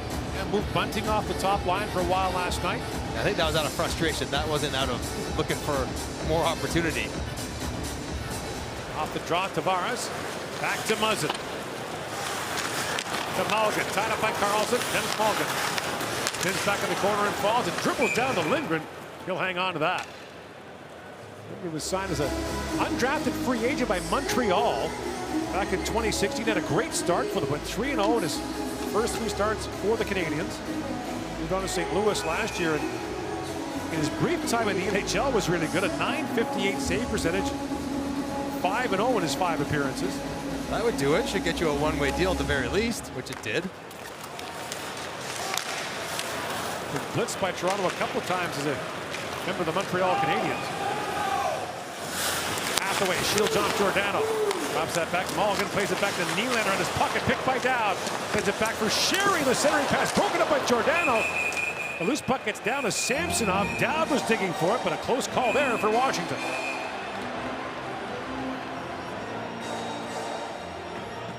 Nylander a little slow to get up there after he tries to come low and take the bump pass from Mulligan. Overskates it just a tad, so now he's got to get back and try to bail out the defenseman, and he comes flying over top of a diving Giordano. This fourth line has been around it. Hathaway, Dowd, Sherry, playing exactly the way that a coach would want a fourth line to play. Getting under the skin of the top players. Scored a goal, been in the offense zone, been pretty reliable defensively. And any scrum like this, when your fourth line's on the ice, yeah, all right, go ahead. They're probably more comfortable doing that than the guys they're going up against. Now Eller comes out to face off against Matthews. Eller wins it back to Oshie, to Carlson. Back for TJ Oshie, and his pocket picked there by Brody, but Oshie reached back to steal it back. Strong stick by Oshie, because Brody was almost off to the races if he would able to get a poke there. Marner bouncing puck into the feet of Carlson. Slaps it ahead for Oshie. Among other things, TJ Oshie, one of the most productive shootout performers among active players in the NHL. Matthews works it and shoots. A quick drive there, and Lindgren turns that away. Little dash from Austin Matthews. He's going to go with the Fedorov, tuck it up and under. And he attacks the triangle on Carlson mid-pivot. Good save by Lindgren. And here's the one. TJ Brody reads it quickly. If he can poke that right here, because Oshie's not moving. And if he loses that battle, he's not going to catch TJ Brody. With the strength on the stick, who cares if you fall? Just don't let the other guy get it. Now Marner with the steal, centers it, Matthews in a backhand shot, rebound! Bunting can't reach another chance, Lindgren knocked that away from Matthews. 3 great chances there for Toronto. Marner back with it. He's tied up. It's poked ahead by Mantha for Protas. And Brody got a stick on that to knock it away. It was an odd man rush for Washington. Matthews winds back in for Bunting, and Strome took that away. Up ahead for Mantha, one-on-one with Hall. Anthony Mantha pulls in a backhand shot, stopped by Samsonov. Hall's lost his stick. And who's at the side of the goal? Mantha couldn't reach it. 30 seconds to go in the period. Yarncroke plays it back down to the cap zone. Gustafsson tied up by Kerfoot as the puck comes free back to Hall. Hall plays it back into Yarncroke. Engvall works out of the corner with it. Engvall crisscrossing with Hall, who gathers it up. Hall works in, little backhand shot, poke check, rebound, another chance for Yarncroke, and the save is made by Charlie Lindgren. That's it. When you're Justin Hall, you get a high roll and you get a step. Don't take it behind the net. Take it all the way to the front if you can. And watch the defensive zone coverage break down because of it as Yarncroke jumps on that rebound to get another look, looking for a second of the period. Here's a chance earlier. Mitch Marner's been jumping on a lot of loose pucks. He gets us in front. Oh, and it just skips over top of Michael Bunting's stick. The backhand catches Lindgren right in the face from Matthews, and Bunting's got the empty net if he can get good contact with it, but it's bouncing right off the top of the blade. And Matthews got a second whack at it. And with less than a second left, Samsonov on the bench. 6 players out here for Toronto. Nylander take the face off. Matthews in the one-time slot. Can't one-time from there, though, as a lefty. And so the Capitals and the Leafs will go to the dressing room tied at 2 after 2 periods of play. Time now for our second intermission with your host, James Duthie.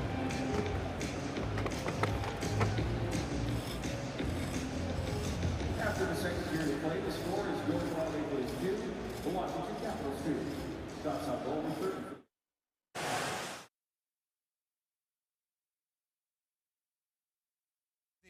For Yarncroke, and it's a critical one because it ties the game at 2 through 2 periods of play. He's with our Mark Masters. Kelly, what's it like to get your first as a Leaf in your first home opener as a Leaf? Yeah, I mean, it's always fun to score, especially when it's a tight game out there. Alex Kerfoot, nice setup on the goal. How did you see the play unfold? Yeah, I mean, I saw it's right there. Yeah, just a great play by Kerfoot there. Really good pass. Yeah, talking to Alex, he feels like you guys kind of see the game, play the game similar. What's it like playing with him? It's really easy. He's so smart out there, so it makes it very easy for me. Thanks, Kelly. Thanks. Do you think we should make a rule where the guy who gets interviewed didn't play for like the last 2 minutes, so he can actually breathe and finish the sentence? That's guy that hasn't played the whole period. That's who does the interview. That's part of the charm. Room though, they used to go into the dressing room, come take out their later, top gear off, come out, right? And they'd have but not when Mark Masters showed up. He says, "I want you now, as soon as you get off the ice." Although we did somebody in the preseason who hadn't played the last 8 minutes and he was still panting, so maybe it was just skating from the bench off the ice. There's Cheryl Pounder, Dave Poulin, Jeff O'Neill, and Darren Drager, and we have Ovechkin playing Matthews, and we have Nick Dowd and Yarncroke, the likes of that, scoring. But you like the signing from the beginning. Why? Yeah, I just like the details to his game. I mean, he's so positionally sound, and you can see his hockey IQ or his awareness on the ice. He knows the spots to get to, and he's real effective. And on this goal, I mean, great work as well right here by Kerfoot. He gets it to his forehand. He stays onside, but when he takes the puck outside, he draws the coverage to him. So you see 3 on one side of the ice. And who recognizes that right away? It's Yarncroke, and he directs to the net. He's got his stick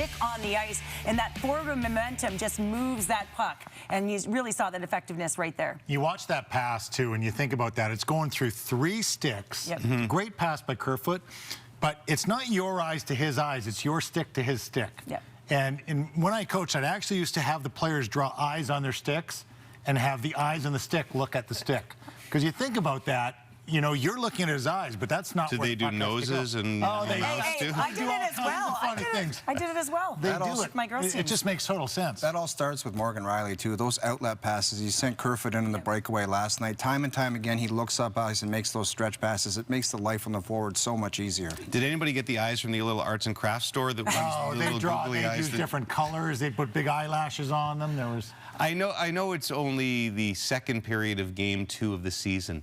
But, Drake, didn't you feel like that was a big period for Samsonov? Yeah. Simply because after the second goal in the first, you kind of heard the awkward groans and silence from the crowd as an uh-oh. Here we go again, right? And, I mean, both Washington Capital goals in the first period, we're sitting looking at each other going, okay, the first one you're going to give him, right? The second one, the Johansson goal went right through him. And off camera, we're not joking. We're asking a legit question. Okay, if Samsonov gives up another bad one in the second, is there a pull that's likely going to happen? An early pull by Sheldon Keefe. Well, it didn't happen because Samsonov was rock solid in the middle frame. He seemed a lot more calm in the net, if you will. Power play opportunities, the Washington Capitals, didn't matter. You're going to see Ovechkin drop in low, and Samsonov is there to make the save.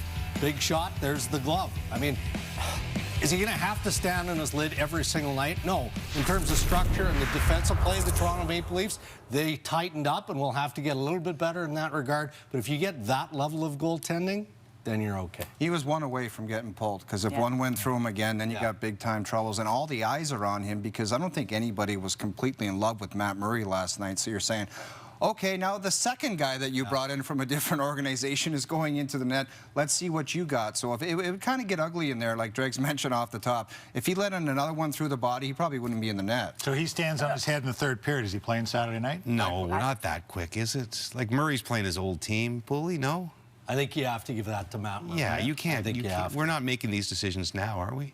There's got to be like a 10-game rule before you make some sort of big decisions like that. Look how Sheldon Keefe came out, though. You stand behind that bench. There's no rules about the goalies. There's not. One rule in hockey is that there's a risk reward with every decision that is made. And you thought there was way too much to the risk side with Justin Holl? Yeah, I do. And he got burned last night on the winning goal, actually. It started with a turnover in his zone. But there is a risk reward. And you've got to understand, too, you're stranding your partner a lot. This one, again, he gets caught up ice. And then, you know, he's going to drive the middle on the play here. And I know the coaches are encouraging D to join the play, but he's got to be more aware in this situation. He comes back, he's scrambling. He's, you know, it's a 2-on-1. And now he takes a penalty against Mantha on the far side of the ice. So it's just an understanding. I know he had a tough night last night, so he's pressing even more so to be significant, to be a factor. But that can't be up ice. Press more in the defensive zone. And it's specific defenders, right? If you're known as that offensive threat, that is the reward. You know that they're going to provide some offense. So if you are going to go, you want that distinct advantage. You want to know that you're joining that attack to have the numerical advantage, not joining for even numbers. Some guys jump in, Cheryl, and it's like, that's a legit option. Morgan Riley, I want to get that guy the puck. Yep. It seemed like he was jumping up the ice just to say he was jumping up. You're looking over him, you're not giving it to him? Not a chance. Matthews had a lot of jump late, now up to 9 shots so far in the game, but still waiting for goal #1 on the season. And going back to the first, you didn't like something that happened. Yeah, listen, I'm quite happy to watch a hockey game without any fights, but if somebody runs over Alex Ovechkin and then somebody else punches Alex Ovechkin in the head, I'm pretty sure TJ Oshie is going to fight him. I'm not saying we need a fight here, but all I'm saying, that's a 60-goal scorer right there. Gets steamrolled by Dowd, and then on the boards, Hathaway decides to punch him in the head. And what I don't like about this is the appetite for the next team coming in say, oh, Austin Matthews, just run him over because nothing's going to happen. For the star players in the league, you go to McDavid out in Edmonton, all that, you can't do that to them because they know there's going to be a price to pay, and it's all about time and space for your star players. I don't need to see a fight, but at least some physicality after that. Run their players through the boards. Well, they do have options. The problem is they don't have cap options, right? That's why Wayne Simmons and Kyle Clifford are on the sidelines. Chris Johnson touched on this on Insider Trading.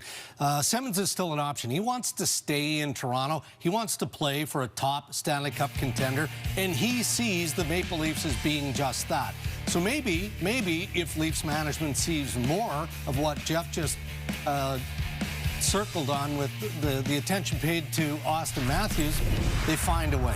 It's a bit of a stretch, but maybe they find Still a possibility Simmons gets traded, though, right? He wants to go to a contender if he leaves Toronto. Correct. Right. All right. We have more ahead for you here in intermission number 2, including our look around the National Hockey League. They decided to keep the gang together in Pittsburgh, and the gang looks pretty good tonight in their opening game of the season against the Coyotes.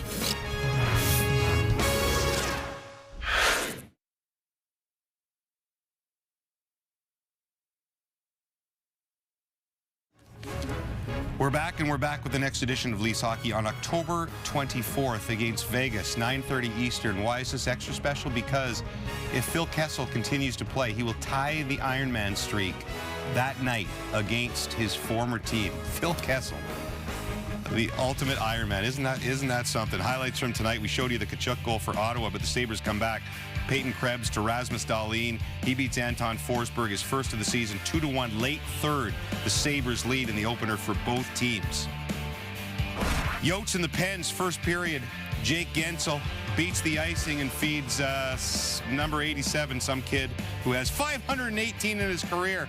4-2 Pens mid-third there. Devils Flyers 2-1 Philly in the second. They work it around to Aurora, Ontario. Former Aurora Tiger Morgan Frost, first of the season. 4-2 Flyers. 6 minutes left in that one. Stars and Preds, look at this play by Mason Marchment. Brian will be proud, buddy. Terrific effort, beats UC Saros, and that is his first of the season.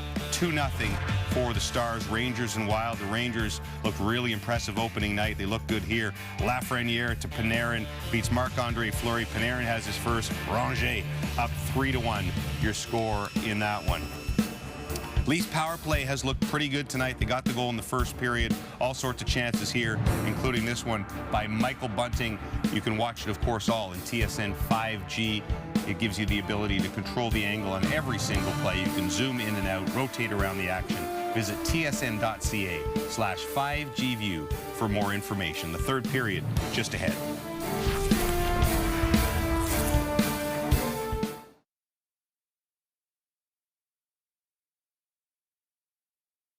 The equalizer is first as a Leaf at 3:53. Toronto out shooting Washington 30-20 through 2 periods of play. And back here with Mike Johnson, time now for Rep Our Home, brought to you by Molson Canadian. And tonight we take a look at one of the GTHL's best. Mitch Marner, former Don Mills Flyer, St. Mike's buzzer as well. Tremendous London night. Memorial Cup champion and the MVP in that tournament in 2016. And he's been all over it tonight, Mike. He has. We know Mitch Marner is incredible with the puck and passing and creating, and that's how he produces his points, and that's why he's one of the best in the league. But I think tonight he's shown the other part of his game that really makes him effective. And his puck retrieval, puck battles, creating and capitalizing on turnovers have been evident. The best chance for his lines have come on him, creating stuff with his speed, reading plays, and facilitating to the next guy. He's not the biggest guy, but he's put on 8-9 pounds of muscle, so he's able to get there in good time, use leverage, and the puck on his stick is always a good thing for the Maple Leafs. Out there to start the period with Matthews and Bunting in a 2-2 tie heading for the third. And Dowd once again head-to-head with Matthews. Nick Jensen slides that across to Orlov. Here's Matthews with it. Swung back to the Capital zone as Orlov goes back. Icing waved off as Marner goes looking for the loose puck. Jensen pokes it ahead.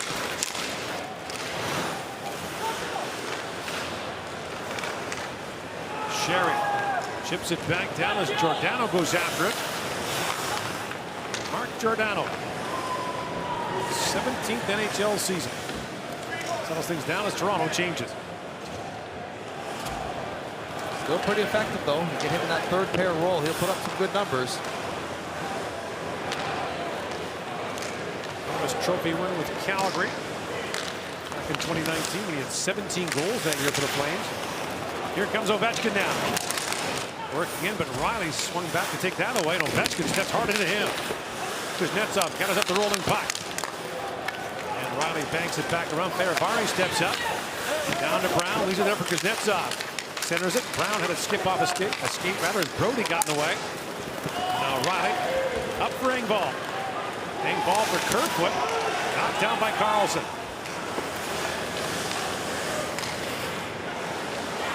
John Carlson. Brings it back across for Fehérváry. Fired down in the Leafs zone as Muzzin goes back. Skipped by him. Protas couldn't reach it.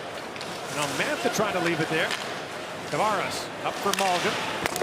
Played back down by Mantha. Here's Protas. Plays it back around. Waiting for it is Mantha back at the point. Van Riemsdyk fired it wide. Protas was tied up in front by Hall. Snapped across by Gustafsson. Mantha drops it back. In comes Strome. Back for Mantha. Centering pass. Nylander ranging back. Takes that away from Gustafsson. William Nylander with a head of steam. Dances around Gustafsson. Winds in with Tavares. Strome diving. Knocks it back to center ice. Rasmus Sandin up ahead for Camp. Steps around Oshie and back goes Jensen for it. Marcus Johansson got tied up. Here's Oshie back with it. Giordano hustling back. Steps away from Eller. And Sandin got bottled up. Eller got a stick on him. It's picked free by Johansson. Giordano spins away from Eller. And Sandin's pass goes off the skate right to Samsonov. Turns it over to Johansson. Back in front. Eller fans on the shot. Rebound. Puts it high. And the Leafs turn one over there. And Washington almost takes advantage. A couple double clutches there. Giordano gets it over to Sandin, who catches a stick on the outlet pass. And Samsonov thinks he's going to give it to Aube-Kubel. But Aube-Kubel swings away. He just kind of coughs it right back up the middle. Here's William Nylander on the back check. So a couple of shoulder checks, so he knows where Gustafsson is. Doesn't have to be right beside him, but know where he is. And then when you get on your stick, make a good play with it. Takes advantage of a bit of a broken play and then efforts it all the way up into the offensive zone. That is good defensive zone coverage as he watches his own highlights. As guys like to do down here. Yes, you're popular down there, huh? Well, it's not me so much as the screen that's down below the boards. Sherry wins the face-off away from Matthews. They tangle in front of the goal. Riley. Up for Marner. Knocked down by Dowd. Matthews has 23 goals in his last 20 games here at Scotiabank Arena. Hathaway works in, tied up there by Brody. Riley gets spun around in the corner. Sherry bangs that back to Fehérváry. Rossi goes to Carlson, takes the carom and plays it back in deep for Hathaway. His top line for Toronto bottled up here by the fourth line for Washington, brought out by Bunting. Back goes Fehérváry, a rolling puck, swings it back around to Carlson. Pass in lane was blocked by Marner, who picks it up. Marner lines across. Marner swings it down to Muzzin walking in. Centered, goes off the skate of Kuznetsov and wide. Kerfoot back to Hall, to Marner. Swings it down to Muzzin. A centering pass just missed by Kerfoot. Ovechkin back the other way. Captured changing as Ovechkin jumps in. Fires that just wide of the goal. And Marner back to pick it up.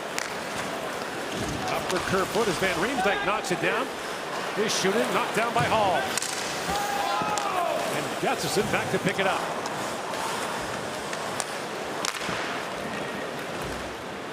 Strome comes jumping in. Drops it off to Van Riemsdyk. Jarnkrok trying to work that freight.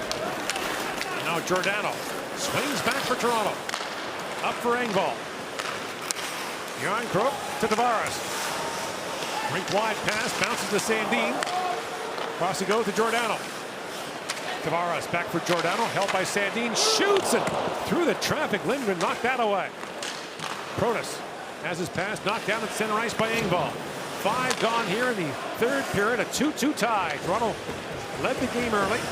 Caps grabbed the lead until Jarnkrok equalized in the second period. Sandin up for Tavares. Mulligan drops it back. Tavares, a hard shot. Lindgren makes the stop on that. Score national pride in your pocket with the 50th Anniversary Summit Series commemorative circulation coin from the Royal Canadian Mint.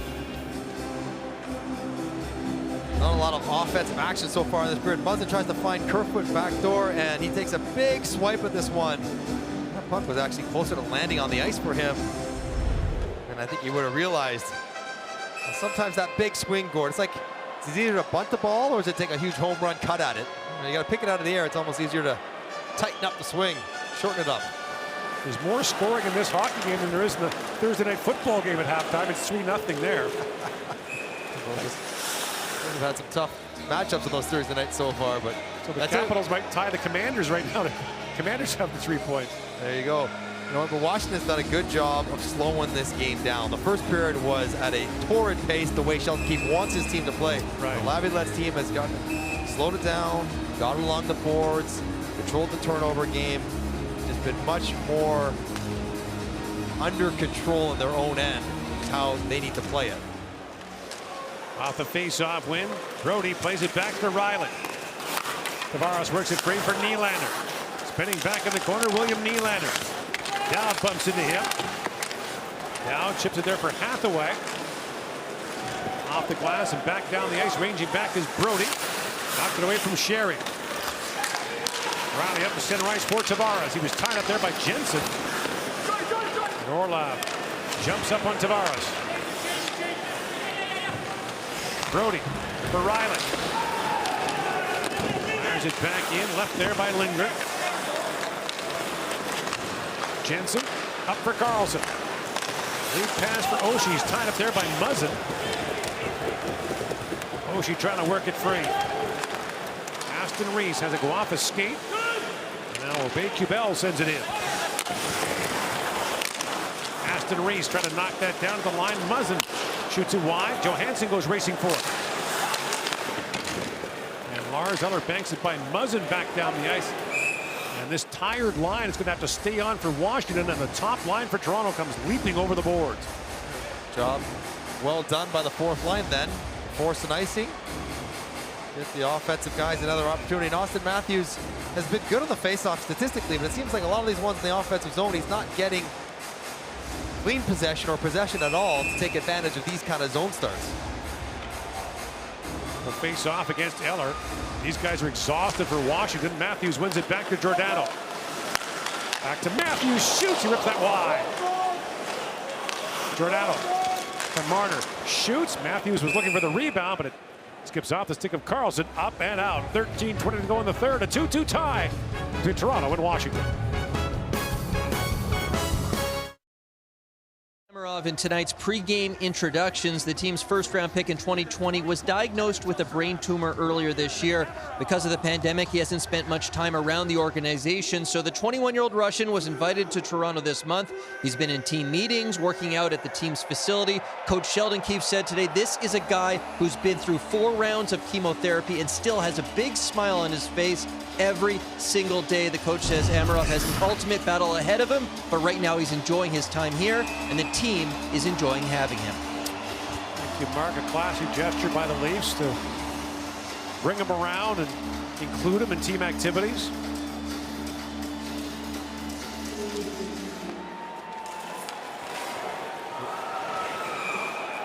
Clearing attempt goes into the Washington bench. It's not funny because I'm right here, but watching the bench just clear itself out. Did that hit Ovechkin? No, it came all the way down. He chucked it into the offensive zone for Toronto.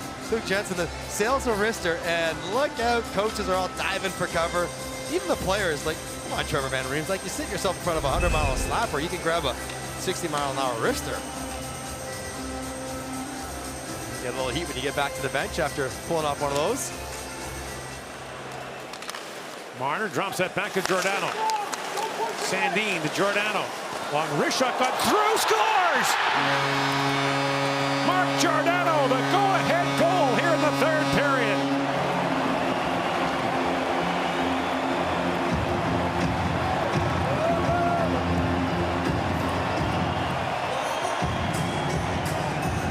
Toronto takes advantage of that clearing play into the bench area with a one-draw, battle one, and good work down low. Snapping that pass quick across. Does Matthews get a piece of this? It looked from my vantage point like he did. And it also maybe caught a piece of Dowd's hip. He takes a swing at it. I think They're kind of asking him. It looked like from the bench. Yeah, he absolutely did get a piece of that one. So that'll be Austin Matthews on the board. And we joke about the shot into the bench, but that lack of clearing play allowed Austin Matthews another attempt at an offensive zone faceoff and a goal.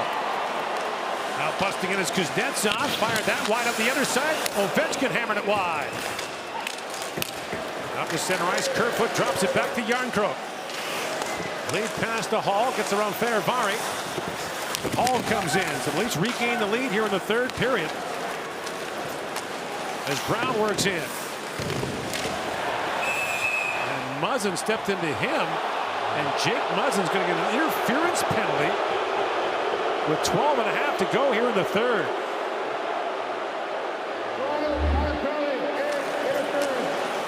How late are you allowed to finish a check? It's the second poke by Connor Brown. He chips it to Muzzin's hip, and then he's looking for another touch right here. And Muzzin doesn't appreciate that the puck is further back. As Brown's body is telling him it's right there, he doesn't realize it's not. And he gets the interference penalty. He doesn't like it, but the correct call. So right after Austin Matthews gives Toronto the lead, the Caps will go to the power play. Still don't have a shot in the period. 0 for 2 on the power play so far. Strome wins it back to Kuznetsov. Here's Karlsson at the blue line. Ovechkin teed up.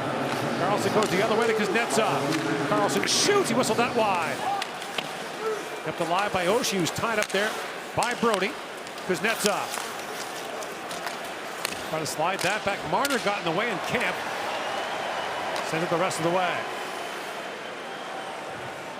And Karlsson swings back. Banks that back to Kuznetsov. Kuznetsov back across the Strome to Kuznetsov. At the line, waiting for it is Karlsson. Back across to Ovechkin, holds and shoots. Save made by Samsonov, and the rebound cleared by Kerfoot.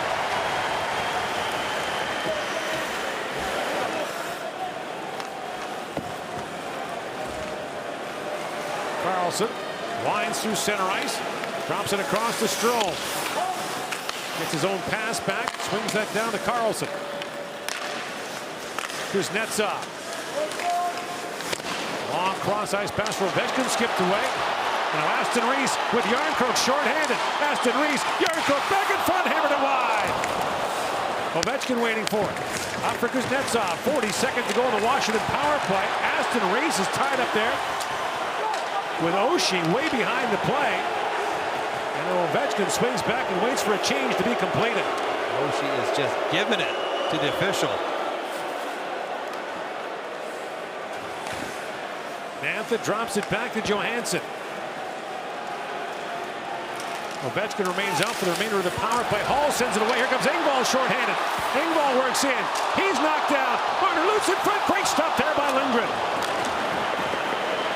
Engvall was spilled in front of the net. And now Mantha plays it back down. Final seconds of the power play. One shot for Washington. Here's Orlov. Winds and shoots at the flex wide. And Hall picks it back up.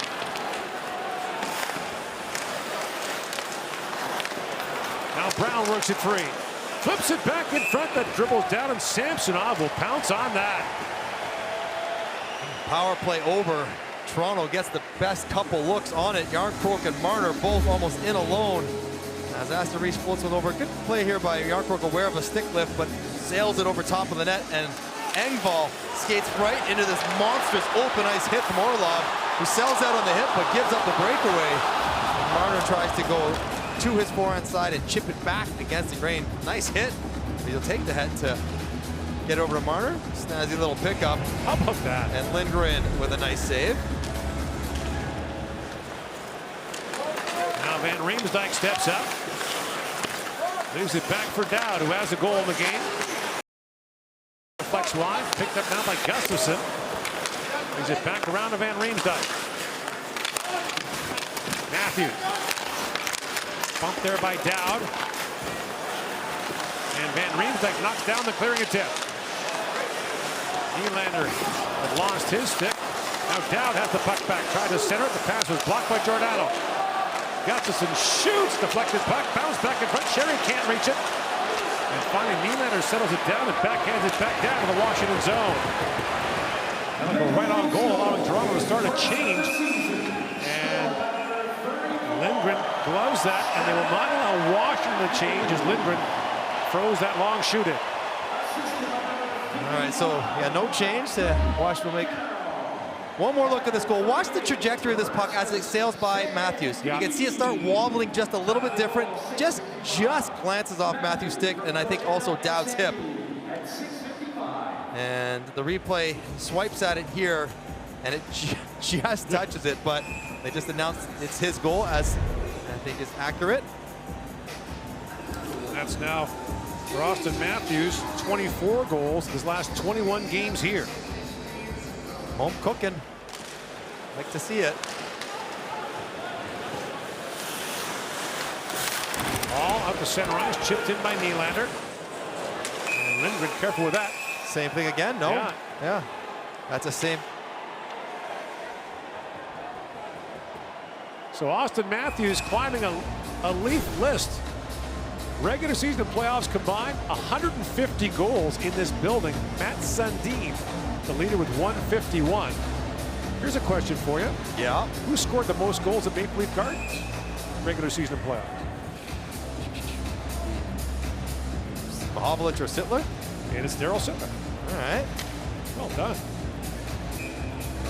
Every goal-scoring record is likely to be his if he signs another contract in Toronto for Austin Matthews. He's going. Here's Nylander off the face-off. Drops that back. Muzzin a shot that was blocked by Hathaway. Pokes it ahead to Johansson. Marcus Johansson feeds that down. Malgin slides it ahead to Tavares. Winding in with Nylander. Paravari stepped into him, but Nylander gathers up a loose puck. Oshie was spilled. And was slow to pick up his stick. Up to center ice. Oshie with his stick. Tries to move that by Riley. Tavares for Nylander with Malgin. Nylander works in. The puck knocked off his stick by Faravari. And Johansson up for Oshie. TJ Oshie works his way in. Steps around Riley. And Riley squeezes him off the puck. Eller. Back to Jensen. Across to Orlov. Shoots. It was blocked by Tavares in front. And Aston Reese sends it off the glass and back to center ice.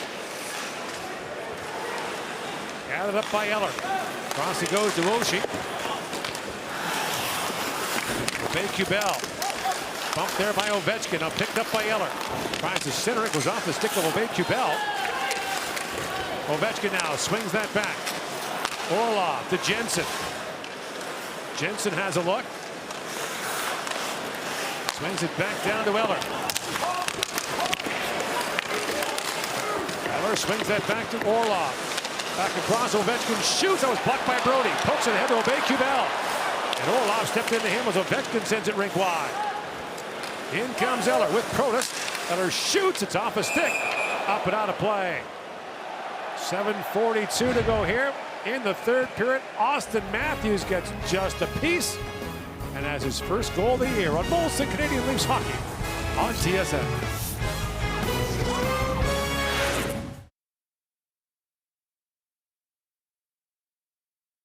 Lead on a Austin Matthews tip. We'll take a look at our TSN 5G view and all the motion down low and the battles individually, and then Austin Matthews on his backhand, which is much tougher than the forehand, gets just a piece of Giordano's shot for the go-ahead goal for Toronto in the third period.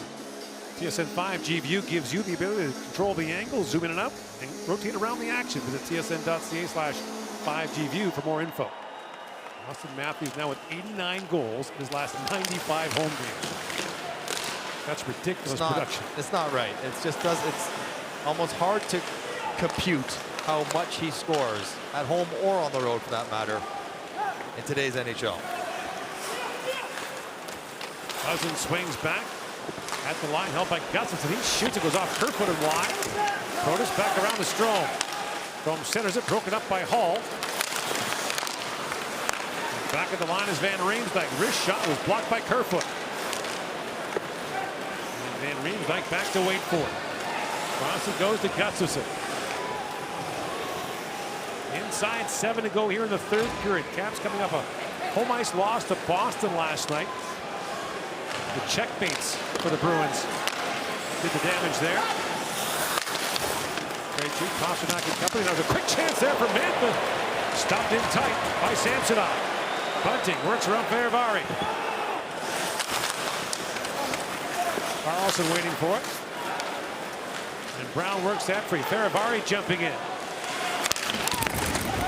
Bump along the boards by Sandin.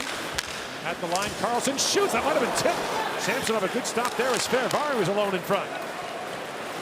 Now Mantha ranges back court for Washington. Fehérváry. Matthews steps hard in the heel. Bunting sends it back in deep.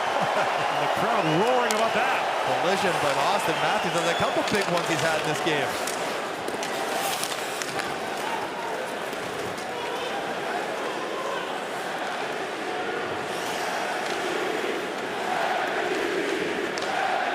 With the MVP chant coming out for Austin Matthews.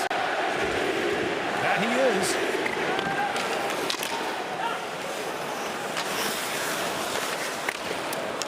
Samsonov plays it up for Nylander. And Orlov swings away from Malgin. Poke check there by Tavares. In comes John Tavares for Nylander working in. Pulls it back around. Lindgren the stop. Malgin drops it back. Riley is shot. Lindgren's lost his goal stick. Makes the stop. And back comes Johansson the other way as the Caps break up 4 wide. In comes Eller. Lars Eller drops it back to Jensen. Poked away by Nylander. In comes Nylander on Jensen. Malgin jumping in. Nylander drops it for Riley, walks it and shoots. He hammered that high and wide. Malgin spilled in the corner. When Nylander's been jumping again tonight.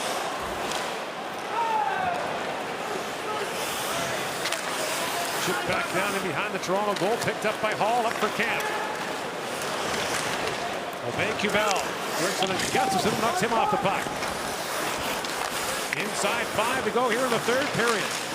Hathaway knocks it across for Van Riemsdyk. And Gustafsson tied up there by Aubé-Kubel. Back goes Van Riemsdyk as Lindgren plays it back around for Hathaway. With a step on Giordano. Mark Giordano stays with him and slams into Hathaway. Former Calgary teammates colliding there. Now Dowd works it free. Dowd centers it, drops it back. Sherry with a chance. Loose puck to Hathaway. Great stop there by Samsonov. Sandin sent flying by Sherry. Now Connor Sherry to Dowd. Hangs that back to Gustafsson for Van Riemsdyk. Gustafsson pivots around Aubé-Kubel. And slides that way. Penalty coming up. It's going to the Leafs. Van Riemsdyk winds back in, drops that back to Gustafsson. And Sandin touches up. It'll be a slashing call against Toronto. And with 3:45 to go in the third period, the Washington Capitals are going back to the power play. Brought to you by Gatorade. And the Toronto Maple Leafs came out in the first period and were dominant, playing with speed and pace and action. And in this power play where they got their first goal was the shift of the game, really set the tone. But the puck pursuit, the chances, all the top players snapping it around. John Tavares ends up with a goal at the end of the shift of the game. Now Nicholas Aubé-Kubel goes off for a slash, and the Capitals have their third straight power play here in the third period. A call that left Sheldon Keefe at a loss for words. Sandin kind of got dumped earlier in the corner. There was no call. And then Aubé-Kubel, a little tap with one hand on Gustafsson. Sheldon Keefe a little bothered. Now Marner with the steal, shorthanded, fires that down. Lindgren has to shovel that across to Oshie, and they're going to say he covered that long enough. There'll be a face-off in the Washington zone. Lindgren's not sure what's going on there as Dan O'Rourke blows that one down. And I think O'Rourke's saying, listen, Mitch Marner does a nice job not spraying you in the face. You got to move it quicker than that if you want the play to continue. If the goalie starts doing that late, then the only option for the Leafs is to go in there and stop, slash his hands, whatever it might be. Want to avoid that. Jarnkrok wins the faceoff back to Hall to Muzzin. Oshie swings that back. Capitals have 4 shots in their first 3 power play.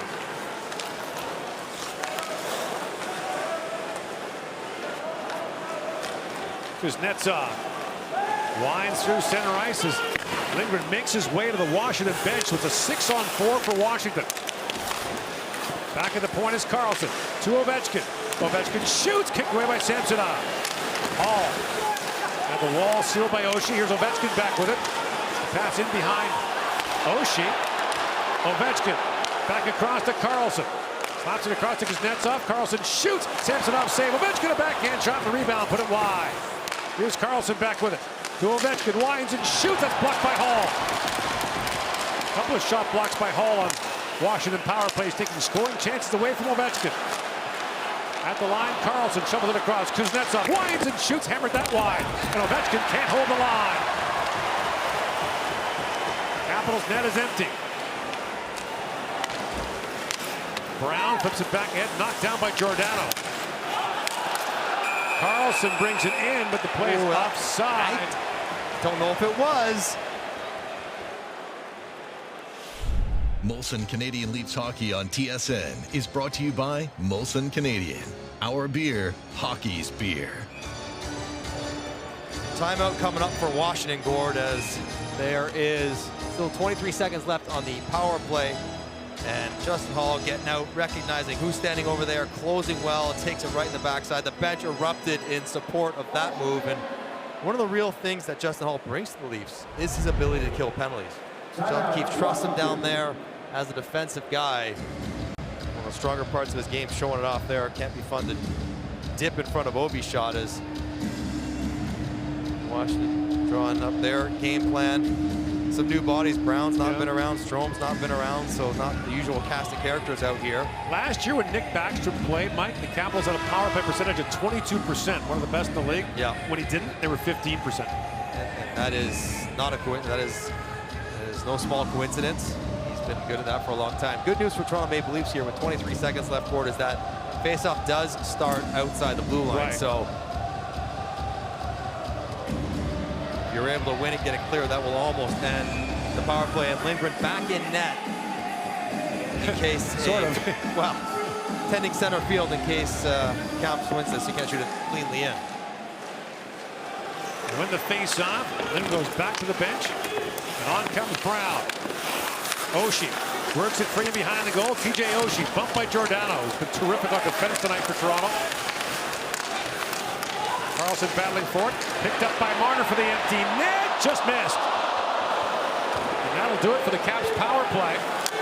2 shots on goal, 3-2. Toronto leads, 1:40 to go here in the third period. The Caps net remains empty. Kuznetsov in for Strome, drops it off to Oshie, banks it back to Carlson. Kuznetsov had it bounce away. Giordano up for Camp, can't knock it down. Here's Carlson, crisscrossing with Ovechkin. John Carlson winds in, plays it back down to Brown. Brown, it goes to Kuznetsov.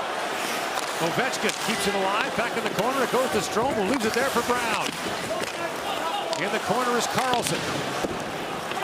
Picked up now by Kuznetsov. 6-on-5 Washington. Ovechkin back across to Carlson. That shot was blocked by Brody. Final minute now of the third period. Kuznetsov works it back for Brown. That's knocked away by Giordano, and Ovechkin can't hold the line. Tired Leaf players. Can they get a change in? Giordano gets off. Now Marner on it. Back down to Muzzin. Penalty coming up. Oshie got clipped with a high stick going to the corner. So with 40 seconds to go, it's a high sticking call on Marner. They're checking Oshie. If it's 4, now it's just 2. So the Leafs have been on their heels. So the Caps get their 4th straight power play here in the period. Now if Marner was able to pick that out, that might be a fall through, but he did not. And Oshie takes it in the chops for a power play. So a tired group of players for Washington too, though. Their guys have been out there for a long time. They're huffing and puffing. At least the Leafs have been able to change their killers. The Caps have used their timeout. So Stroman for the face-off against Järnkrok. And Järnkrok wins that cleanly. Battling forward is Oshie. Strome swings it back to Kuznetsov, to Carlson. Ovechkin teed up. Lex not to shoot, 30 seconds to go in the period.